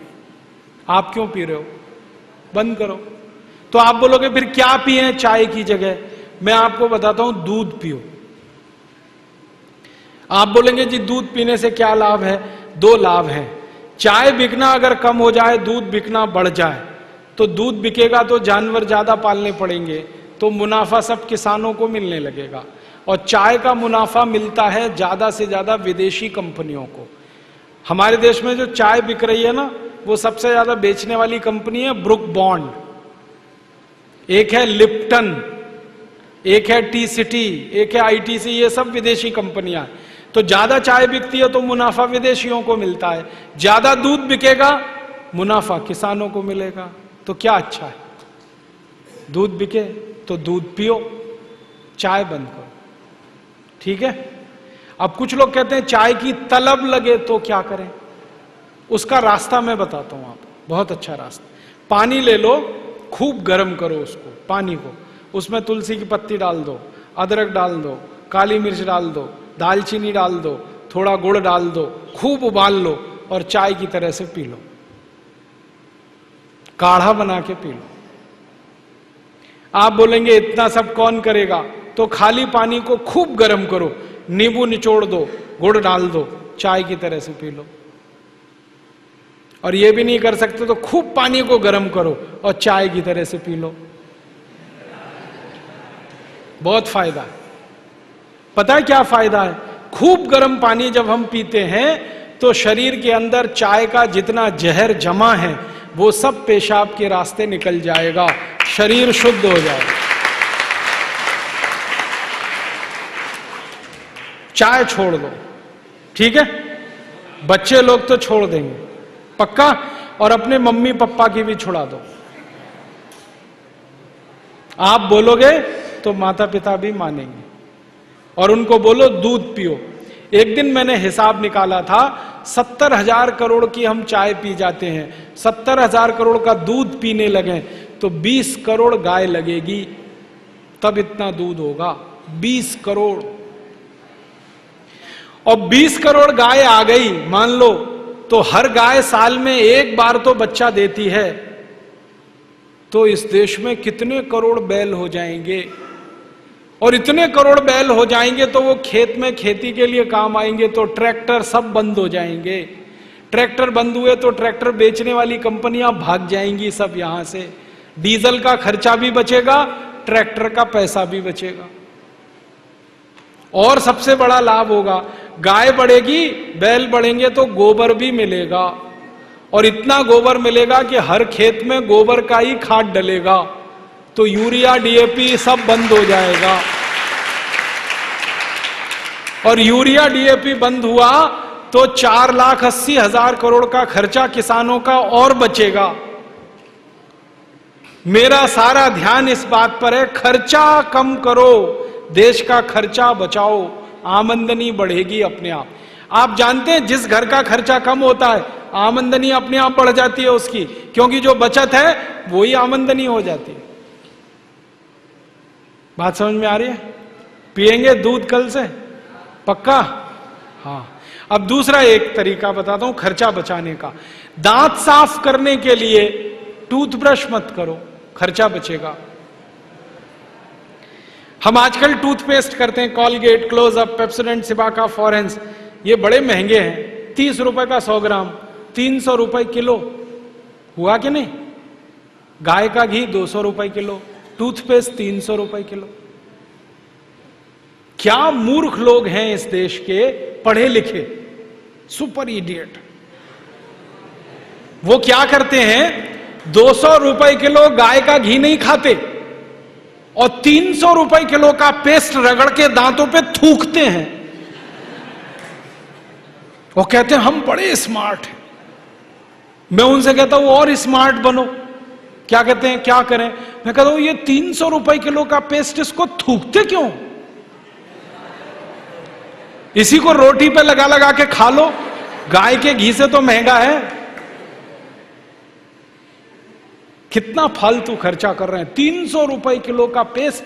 मैंने एक दिन हिसाब निकाला था, एक आदमी रोज जो ब्रश करता है ना सवेरे का, तो एक बार के ब्रश में 1.5 से 2 ग्राम टूथपेस्ट इस्तेमाल होता है। अगर वो आदमी 60 साल तक, अपनी जिंदगी के 60 साल तक ब्रश करता रहे, तो एक आदमी का टूथपेस्ट का खर्चा 1,40,000 रुपए आता है 60 साल तक। एक पेस्ट आता है 100 ग्राम 30 रुपए का। जिंदगी में वो जितने पेस्ट इस्तेमाल करेगा 60 साल में, उसका हिसाब जोड़ा 1,40,000 के आसपास खर्चा। क्या फालतू खर्चा है, बंद करो ये, इसकी कोई जरूरत नहीं है। ब्रश को पेस्ट लगा के रगड़ने की कोई जरूरत नहीं है। फोकट का काम करो, दातुन करो, दातुन, नीम की दातुन, बबूल की दातुन, पाकड़ की दातुन, करंज की दातुन, अमरूद की भी दातुन होती है, आम की भी दातुन होती है, बबूल की दातुन, 12 तरह के पेड़ हैं, उनकी दातुन करो। Tax free, cost free, side effect कुछ नहीं है, एक्सपायरी डेट कुछ नहीं है। फोकट में मिलती है कि नहीं? एक एक दातुन तोड़ लो और दातुन तोड़ के 7 दिन तक चलाओ उसको। मैं तो एक दातुन 7 दिन कर लेता हूं। कैसे? दातुन किया, चबाया, आगे का हिस्सा काट दिया, फिर पानी में डाल के रखा, दूसरे दिन फिर कर लिया, ऐसे 7 दिन चलती है। एक बार क्या हुआ, एक आईआईटी का लड़का मुझे पूछता है, बहुत इंटेलिजेंट होते हैं आईआईटी वाले, मैं भाषण दे रहा था, कहने लगा क्या मूर्खता की काम करते हैं आप, एक दातुन को 7 दिन करते हैं। मैंने कहा भाई तू ये बता, एक टूथब्रश को कितने दिन करता है? उसने कहा मैं तो साल भर तक करता हूं। मैंने कहा तू महामूर्ख है, मैं तो 7 दिन में बदल देता हूं, तू साल भर एक ही ब्रश को रगड़ता रहता है। बंद करो ये ब्रश। और ये ब्रश की मुश्किल पता है क्या है? टूथब्रश होता है ना प्लास्टिक के, उसमें ब्रसल्स होते हैं, उनको जब हम रगड़ते हैं ना तो मसूड़ों पर उसका घर्षण होता है, मसूड़े सब छिल जाते हैं, कमजोर हो जाते हैं। जिनके मसूड़े कमजोर होते हैं उनके दांत कमजोर हो जाते हैं, जिनके दांत कमजोर हैं उनकी जिंदगी में कोई आनंद नहीं है। दूसरी समस्या क्या है? कभी भी आप देखना टूथब्रश होता है ना, उसमें जहां ब्रसल्स लगे रहते हैं ना, वहां पीला पीला सफेद सफेद कचरा जमा हो जाता है, उस पे हजारों वायरस आकर जिंदा बैठते हैं, और रोज आप अपने मुंह में डाल के क्या खतरनाक काम कर रहे हो।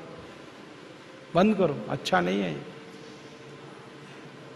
और एक बात बताऊं, ये जो टूथपेस्ट है ना, टूथपेस्ट जिसको आप घिसते हो, इसमें झाग बहुत बनता है, मालूम है?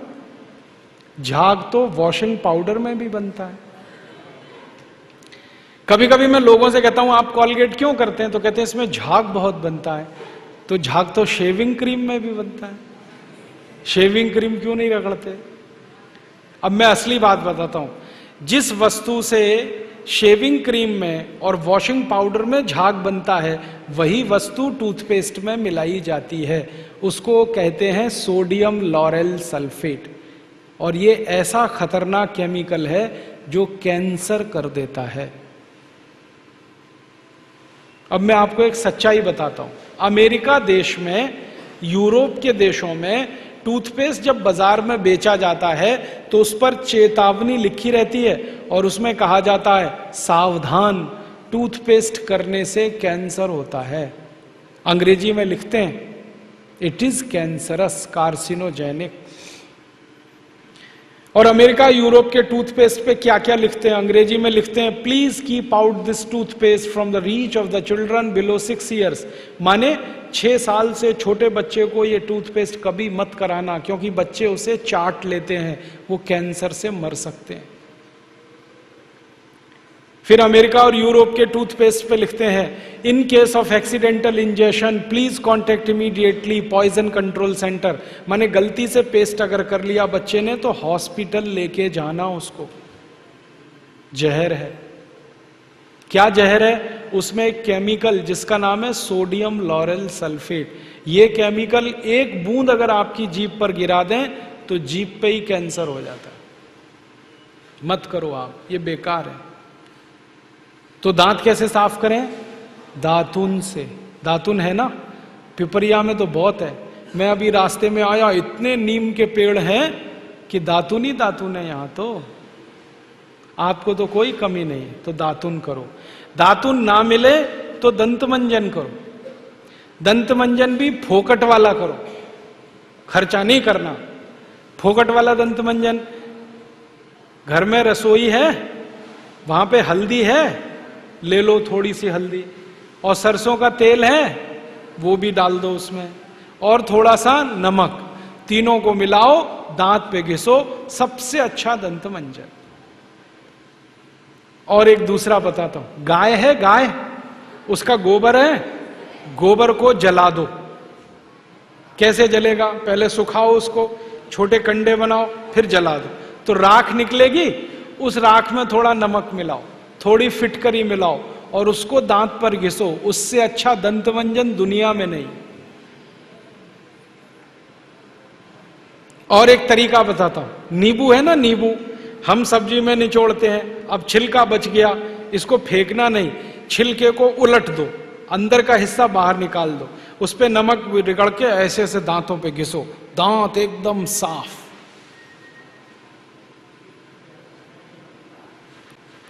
और एक दो बात बताता हूं, जिनके दांत पीले हो गए, आम का पेड़ देखा, उसका पत्ता तोड़ लो, आम के पेड़ के पत्ते को चबाओ थोड़ी देर, चबाने के बाद वो चटनी जैसा होगा, लुगदी बनेगी, उसको दांतों पे रगड़ दो, दांत एकदम किटकिट करने लगते हैं, एकदम साफ।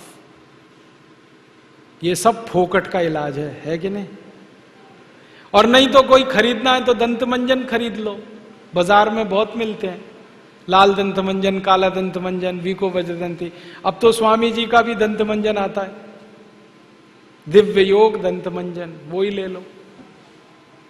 आप वो लोगे तो आपका पैसा कम से कम स्वामी जी के ट्रस्ट में जाएगा, उसी से हम ये सब काम कर रहे हैं। तो या तो दातुन करो, नहीं तो दंत मंजन। टूथपेस्ट बंद, टूथब्रश बंद। अब एक जानकारी और देता हूं आपको, ये जो टूथपेस्ट होता है ना, कॉलगेट, क्लोजअप, पेप्सोडेंट, सिबाका, ये ज्यादातर टूथपेस्ट बनते हैं मरे हुए जानवरों की हड्डियों से। हमारे देश में हजारों कत्ल खाने चलते हैं, वहां गाय बैल भैंस को काटते हैं, उनका मांस बाजार में बिकता है। उन जानवरों की हड्डियों को टूथपेस्ट बनाने वाली कंपनियां खरीदती हैं, हड्डियों को धूप में सुखाते हैं, बोन क्रशर में डालकर पाउडर बनाते हैं, फिर उसी से पेस्ट बनता है, फिर उसी को हम मुंह में लगाते हैं रोज सवेरे ही सवेरे। और जिस दिन उपवास होता है तो जरूर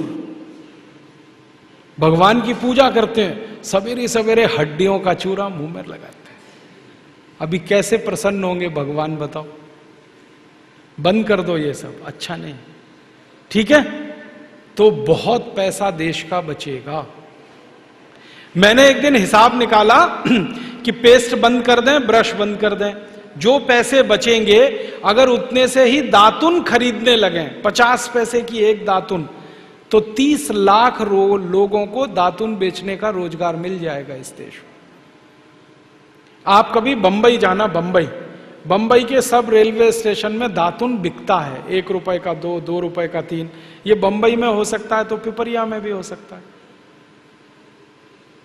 अब बस करना यह पड़ेगा कि दातुन करनी है तो नीम का पेड़ लगाओ, बबूल का पेड़ लगाओ, दातुन तभी मिलेगी ना। तो पेड़ भी लगाओ, हर साल कम से कम एक। है, आपका जन्मदिन आता है ना, उस दिन एक पेड़ लगाओ। हम जन्मदिन मनाते हैं आजकल कैसे? केक खरीद लाते हैं, फिर मोमबत्ती लाते हैं, फिर केक के चारों तरफ लगाते हैं, फिर दिया सलाई से जलाते हैं, फिर उसी को फूंक मार मार के बुझाते हैं। क्या मूर्ख लोग हैं! उसको बुझाना था तो जलाया क्यों? हमारे घर में जलता हुआ दीपक तब बुझाते हैं जब किसी की मौत होती है। तो जन्मदिन हुआ कि मरण दिन? तो मत मनाओ। तो कैसे मनाएं जन्मदिन? एक पेड़ लगाओ उस दिन। और मैं तो ये कहूंगा, जितने जन्मदिन हो गए ना उतने पेड़ लगाओ। मान लीजिए 14 साल पूरे हो गए तो 14 पेड़ लगा दो।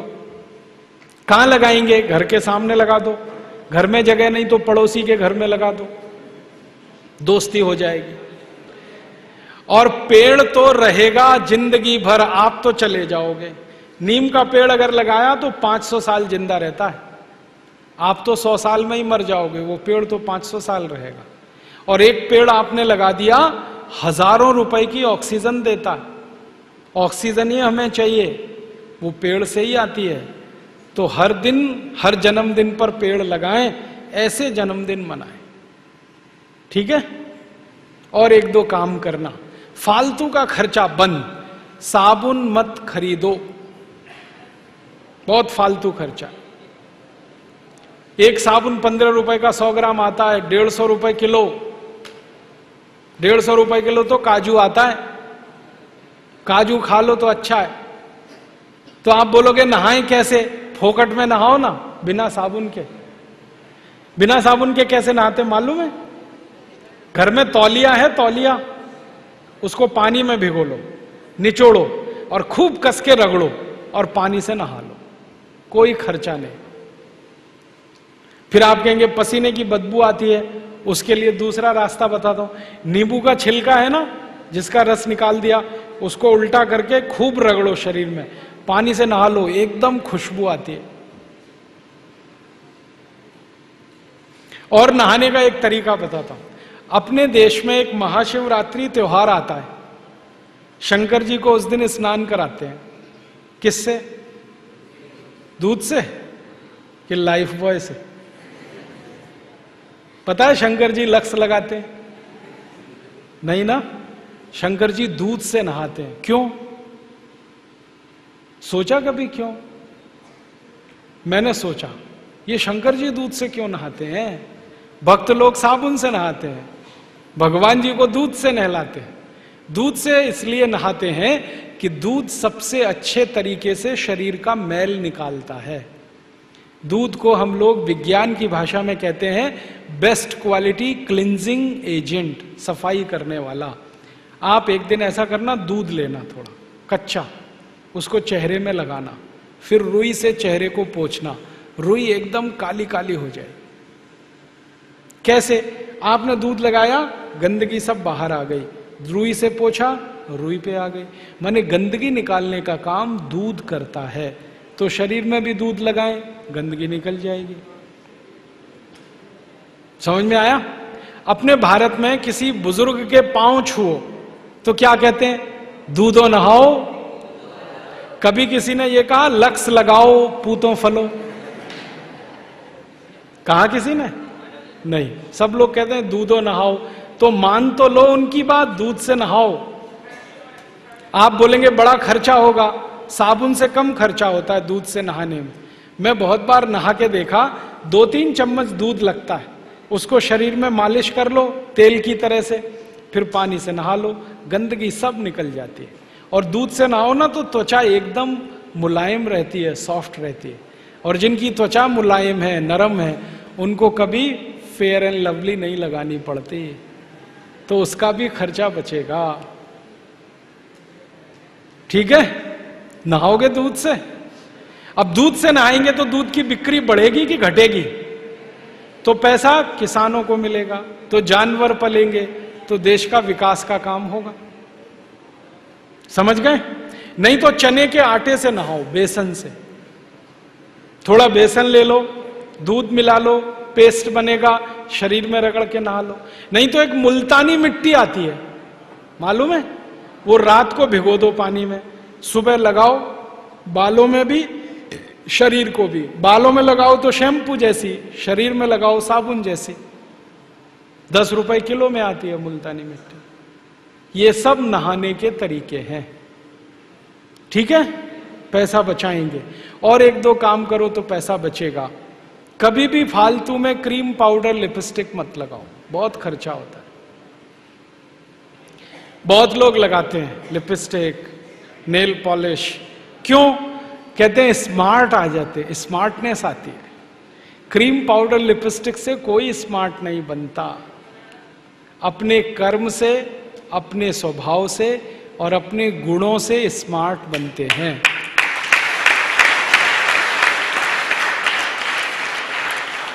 कोई नहीं बनता क्रीम पाउडर लिपस्टिक से। फालतू में मत खर्चा करो, बहुत फालतू खर्चा है। और पाउडर वाउडर भी मत लगाओ। आप बोलेंगे क्यों? हम जब पाउडर लगाते हैं ना तो शरीर के छोटे छोटे रोम छिद्र हैं, पसीना निकालने वाले, वो सब बंद हो जाते हैं, पाउडर भर जाता है उनमें, फिर बीमारी शुरू हो जाएगी। जो ज्यादा पाउडर लगाएंगे कील मुहासे भी उनको ही आते हैं, क्योंकि कील मुहासे का कचरा निकलने के लिए जो छिद्र हैं वो बंद हो जाते हैं। मत लगाओ। तो फालतू खर्चा नहीं करना। अपने को सवेरे से शाम तक ये देखना कहां कहां खर्चा बचा सकते हैं। एक और खर्चा बचा सकते हैं, बीमार पड़े तो दवा खाने के लिए चले गए, अब बीमारी में गोलियां खरीद लाए, कैप्सूल खरीद लाए, इंजेक्शन ले आए। मेरा ये कहना है कि बीमार पड़ो तो रसोई घर की दवा कर लो, खर्चा नहीं है ज्यादा। सर्दी जुकाम हुआ तो अपने रसोई घर में हल्दी है, हल्दी को दूध में खूब गर्म करके पी लो, सर्दी जुकाम ठीक। खांसी हो गई तो अपने रसोई घर में अदरक है, अदरक का रस निकालो, थोड़ा गुड़ मिला के या शहद मिला के गर्म करके पी लो, खांसी ठीक हो गई। ज्यादा खांसी हो गई तो तुलसी का रस निकाल दो, अदरक का रस निकाल लो, शहद मिला के पी लो। बुखार बहुत आ गया तो दालचीनी का पाउडर और तुलसी ले लो, खूब उबाल के काढ़ा बना के उसे पी लो। एक भी बीमारी के लिए दवा खाने की जरूरत नहीं। पेट खराब हो गया, दस्त बहुत हो रहे हैं तो जीरा ले लो और फंकी मारो, चबा के खाओ, दस्त एकदम बंद हो जाते हैं। कच्चा दूध ले लो, नींबू निचोड़ के पी लो, एक ही बार में दस्त बंद हो जाते हैं। सब बीमारियों का इलाज रसोई घर में है, एक भी खर्चा करने की जरूरत नहीं है। अपने जो दादा दादी हैं, नाना नानी है, सबको मालूम है, लेकिन हम उनसे पूछते नहीं हैं। डॉक्टर से पूछने के लिए जाते हैं, पैसे भी देते हैं डॉक्टर को, खर्चा भी करते हैं। दादा दादी से पूछ लो, नाना नानी से पूछ लो, सबको मालूम है ये इलाज। और एक छोटी सी बात याद रखो कि बीमारी मत पड़ो तो दवा का खर्चा ही नहीं। आपको मालूम है स्वामी रामदेव जी सालों साल से बीमार नहीं पड़े, तो आप भी मत पड़ो। वो क्या करते हैं? रोज प्राणायाम करते हैं, योग करते हैं, आप भी कर लो। थोड़ी देर प्राणायाम कर लिया करो। सीखना है तो सिखाने वाले यहां योग शिक्षक हैं, प्राणायाम सीख लो थोड़ा। 15-20 मिनट भी अगर रोज कर लिया, आधा घंटे करें तो बहुत अच्छा है। 15-20 मिनट भी रोज कर लें तो बीमारी नहीं आती। बीमारी नहीं आएगी, दवा का खर्चा नहीं, दवा का खर्चा बचेगा तो देश का पैसा बचेगा। एक दिन हमने हिसाब निकाला, सब लोग बीमार पड़ना बंद करें तो 6 लाख करोड़ रुपए देश का बचता है। जिस घर पर कर्ज होता है ना, उसका एक एक पैसा बचाना चाहिए। देश पर कर्ज हो गया है, देश का पैसा बचाना चाहिए। और बीमार ना पड़े उसके लिए 4 मोटी मोटी बातें हमेशा याद रखना। मैं उनका पालन करता हूं, आप भी करना। योग प्राणायाम रोज करना। खाना खाने के बाद पानी नहीं पीना कभी भी, 1 घंटे बाद पीना। कभी बीमार नहीं पड़ोगे, क्योंकि हम जो खाना खाते हैं ना, उसका पाचन होना बहुत जरूरी है। खाने को पचाने के लिए पेट में अग्नि जलती है, उसको जठर अग्नि कहते हैं। खाना खाते ही वो जलना शुरू हो जाती है। हम गटागट पानी पी लेते हैं, वो अग्नि शांत हो जाती है, फिर खाना पचता नहीं, फिर खाना सड़ता है, और सड़ा हुआ खाना सैकड़ों बीमारियां पैदा करता है। इसलिए खाने के बाद पानी मत पियो 1 घंटे तक। और पानी को जब भी पियो तो घूट घूट भर के पियो, थोड़ा थोड़ा। क्यों? मुंह में लार बनती है ना, ये पानी में मिलके पेट में जानी चाहिए। मुंह की लार जो है ना, क्षारीय है, पेट में अम्ल बनता है। क्षार और अम्ल दोनों मिलें तो एक दूसरे को न्यूट्रल कर देते हैं। जिनका पेट न्यूट्रल होता है वो कभी बीमार नहीं पड़ते। इसलिए पानी घूट घूट पियो। तीसरा तक काम करो, कभी भी ठंडा पानी मत पियो। हमेशा पानी सादा या गुनगुना पानी पियो। फ्रिज का पानी मत पियो, क्योंकि ठंडा पानी पीते ही गड़बड़ होती है। हमारा पेट गर्म है, पानी हमने ठंडा पी लिया, अब पानी को गर्म करना पड़ता है पेट में। उसके लिए खून की जरूरत पड़ती है। सारे शरीर का खून पेट में आ जाता है तो शरीर के दूसरे अंगों को खून की कमी पड़ती है, उसके कारण शरीर के अंग खराब होते हैं। इसलिए ठंडा पानी मत पियो, सादा पानी पियो, मिट्टी के घड़े का पी सकते हैं। और आखिरी नियम है, सवेरे सवेरे सोकर उठो, सबसे पहले पानी पियो। मुंह धोने से पहले पानी पियो, संडास जाने से पहले, टॉयलेट जाने से पहले पानी पियो। पानी पिए के अगर आप टॉयलेट जाओगे, पेट एकदम से साफ होगा। और जिनका पेट एक बार सुबह साफ होता है वो बीमार नहीं पड़ते। आप जानवरों को देखो, जानवर जब खाना खाते हैं ना, कोई पानी नहीं पीता, हमेशा 3-4 घंटे के बाद पानी पीते हैं। चिड़िया भी दाना चुगती है सुबह सुबह, पानी पीती है 10-11 बजे। पक्षी और पशु सब पानी खाने के 2-3 घंटे बाद पीते हैं। और कोई पशु पक्षी ठंडा पानी नहीं पीता, बर्फ नहीं खाता, आइसक्रीम नहीं खाता। आप क्यों खा रहे हो? नहीं खाना, गला खराब होता है। फालतू खर्चा कम करो, पैसे बचा के स्वस्थ रहो। हम स्वस्थ रहेंगे, परिवार स्वस्थ रहेगा, देश स्वस्थ रहेगा, 6 लाख करोड़ रुपया बचेगा। और मैंने सवेरे से शाम तक का हिसाब बताया। चाय कॉफी बंद करें, टूथपेस्ट बंद करें, साबुन वगैरह विदेशी ना लगाएं, तो इसमें 2,32,000 करोड़ का खर्च बचता है। अब 6 लाख करोड़ दवा से बचा लें, 2,32,000 करोड़ इससे बचा लें, 3-4 साल में इतनी बचत हम कर सकते हैं कि कर्ज पूरा चुका सकते हैं। और कर्ज चुक गया तो रुपया और डॉलर बराबर हो जाएगा, 1 रुपया 1 डॉलर। फिर हम अमेरिका को 1 रुपए का माल बेचेंगे तो 1 डॉलर आएगा, 50 रुपए का नहीं बेचना पड़ेगा। हमारी आमदनी पूरे देश की रुपया डॉलर बराबर होते ही 50 गुनी आमदनी बढ़ जाएगी देश की, जिसको हम एक्सपोर्ट इनकम कहते हैं, निर्यात की आमदनी कहते हैं। और जिस देश की आमदनी 50 गुनी बढ़ जाए और जिस देश का खर्चा 50 गुना कम हो जाए, वो देश तो सोने की चिड़िया अपने आप हो जाएगा। बात समझ में आई? तो यही सब बातें कहकर मैं आपका आभार व्यक्त करता हूं, धन्यवाद देता हूं। आपने इतना सब धीरज और शांति से सुना। अगर ये बातें आप दूसरों को सुनाएंगे तो और भी आभारी रहूंगा। एक चलते चलते छोटी बात किसानों के लिए कहना चाहता हूं। अगर यहाँ कोई किसान भाई हैं, खेती करते हैं, तो उनसे मेरा निवेदन है कि वो भी खर्चा घटाएं, अपना खेती का खर्चा घटाएं। तो खर्चा कैसे घटेगा? यूरिया डीएपी डालना बंद कर दें, बहुत खर्चा घटेगा। और दवा छिड़कते हैं जो खेत में पेस्टिसाइड, वो बंद कर दें। तो आप बोलेंगे फिर क्या करें? यूरिया डीएपी बंद करके गाय का गोबर, भैंस का गोबर खेत में डालें, अब आप बोलेंगे गोबर और कैसे डालें खेत में? बहुत सरल तरीका है उसका। 1 एकड़ खेत अगर आपके पास है तो 10 किलो गोबर ले लो किसी भी जानवर का, 10 लीटर मूत्र ले लो किसी भी जानवर का, गाय बैल भैंस का, दोनों को मिला लो, उसमें 1 किलो गुड़ डाल दो, गुड़, और 1 किलो दाल का आटा, और 1 किलो मिट्टी, खेत की मिट्टी, मेड़ की हो तो बहुत अच्छा। गोबर 10 किलो, मूत्र 10 लीटर, 1 किलो गुड़, 1 किलो दाल का आटा और खेत के मेड़ की 1 किलो मिट्टी, ये 5 चीजें मिला के ड्रम में रख दो, 15 दिन रखा रहने दो, 15 दिन में खाद तैयार हो जाएगा। फिर इसमें पानी मिला दो, कम से कम 200 लीटर। तो ये घोल तैयार हुआ, इसको खेत की मिट्टी पे छिड़कना है। ये सबसे अच्छी खाद है दुनिया की, 1 पैसा भी खर्च नहीं होता इसमें। ये खाद का इस्तेमाल हजारों किसान कर रहे हैं पूरे देश में और सब अच्छे हो गए। जो किसान पहले गेहूं लेते थे यूरिया डीएपी से 1 एकड़ में 10 कुंटल, अब उनका गेहूं आता है 1 एकड़ में 20 कुंटल। जिनका गन्ना होता था पहले 1 एकड़ में 25 टन, अब उनका गन्ना होता है 1 एकड़ में 70 टन। जिनकी कपास होती थी 1 एकड़ में 2 कुंटल 2.5 कुंटल, अब होती है 7 कुंटल। उत्पादन बढ़ गया और जो पैदा हो रहा है वो इतना स्वादिष्ट है कि बाजार में खूब अच्छे भाव पे बिकता है। जो किसान इस तरह से गेहूं करते हैं उनका गेहूं 20 रुपए किलो, 25 रुपए किलो बिकता है।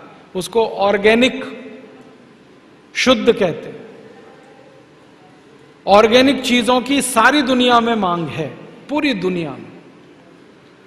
आप भी अपने खेत में इस ऑर्गेनिक तरीके से खेती करो तो बहुत अच्छा है। फॉर्मूला फिर बता देता हूं, 1 एकड़ खेत के लिए 10 किलो गोबर, 10 लीटर मूत्र, 1 किलो गुड़, 1 किलो दाल का आटा, 1 किलो मिट्टी। तो सीधे छिड़क सकते हैं। फसल खड़ी हो तो पानी के साथ मिला सकते हैं। फसल में जब पानी देते हैं ना उसमें मिला दो इसको।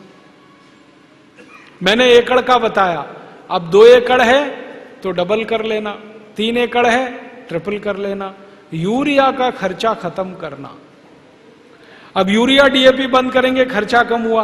फिर हम जो खाएंगे वो शुद्ध हुआ, वो शुद्ध खाएंगे बीमारी कम, दूसरों को खिलाएंगे उनकी बीमारी कम, सारा देश स्वस्थ सुखी और निरोगी हो जाए। और जब खेत में कीड़ा लग जाए तो कीड़े मारने की भी दवा घर में बना लो। गाय का मूत्र ले लो, भैंस का मूत्र ले लो 20 लीटर, 2-2.5 किलो नीम के पत्ते की चटनी मिला दो इसमें, 2-2.5 किलो आकड़े के पत्ते की चटनी मिला दो, 2-2.5 किलो सीताफल के पत्ते की चटनी मिला दो, आधा किलो तंबाकू का पत्ता पीस के डाल दो। और जो भी आसपास में पेड़ पौधे हैं जिनके पत्तों को जानवर नहीं खाते उनको तोड़कर चटनी बना के डाल दो।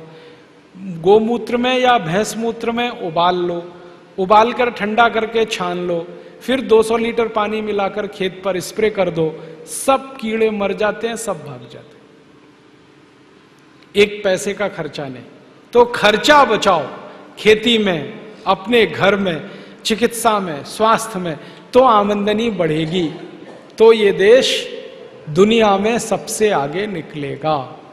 यही बोलकर मैं आपका आभार व्यक्त करता हूं, धन्यवाद देता हूं। बड़े ध्यान से सुना, शांति से सुना, और आप दूसरों को बोलेंगे तो आपका बहुत आभारी रहूंगा। बहुत बहुत धन्यवाद, बहुत बहुत आभार।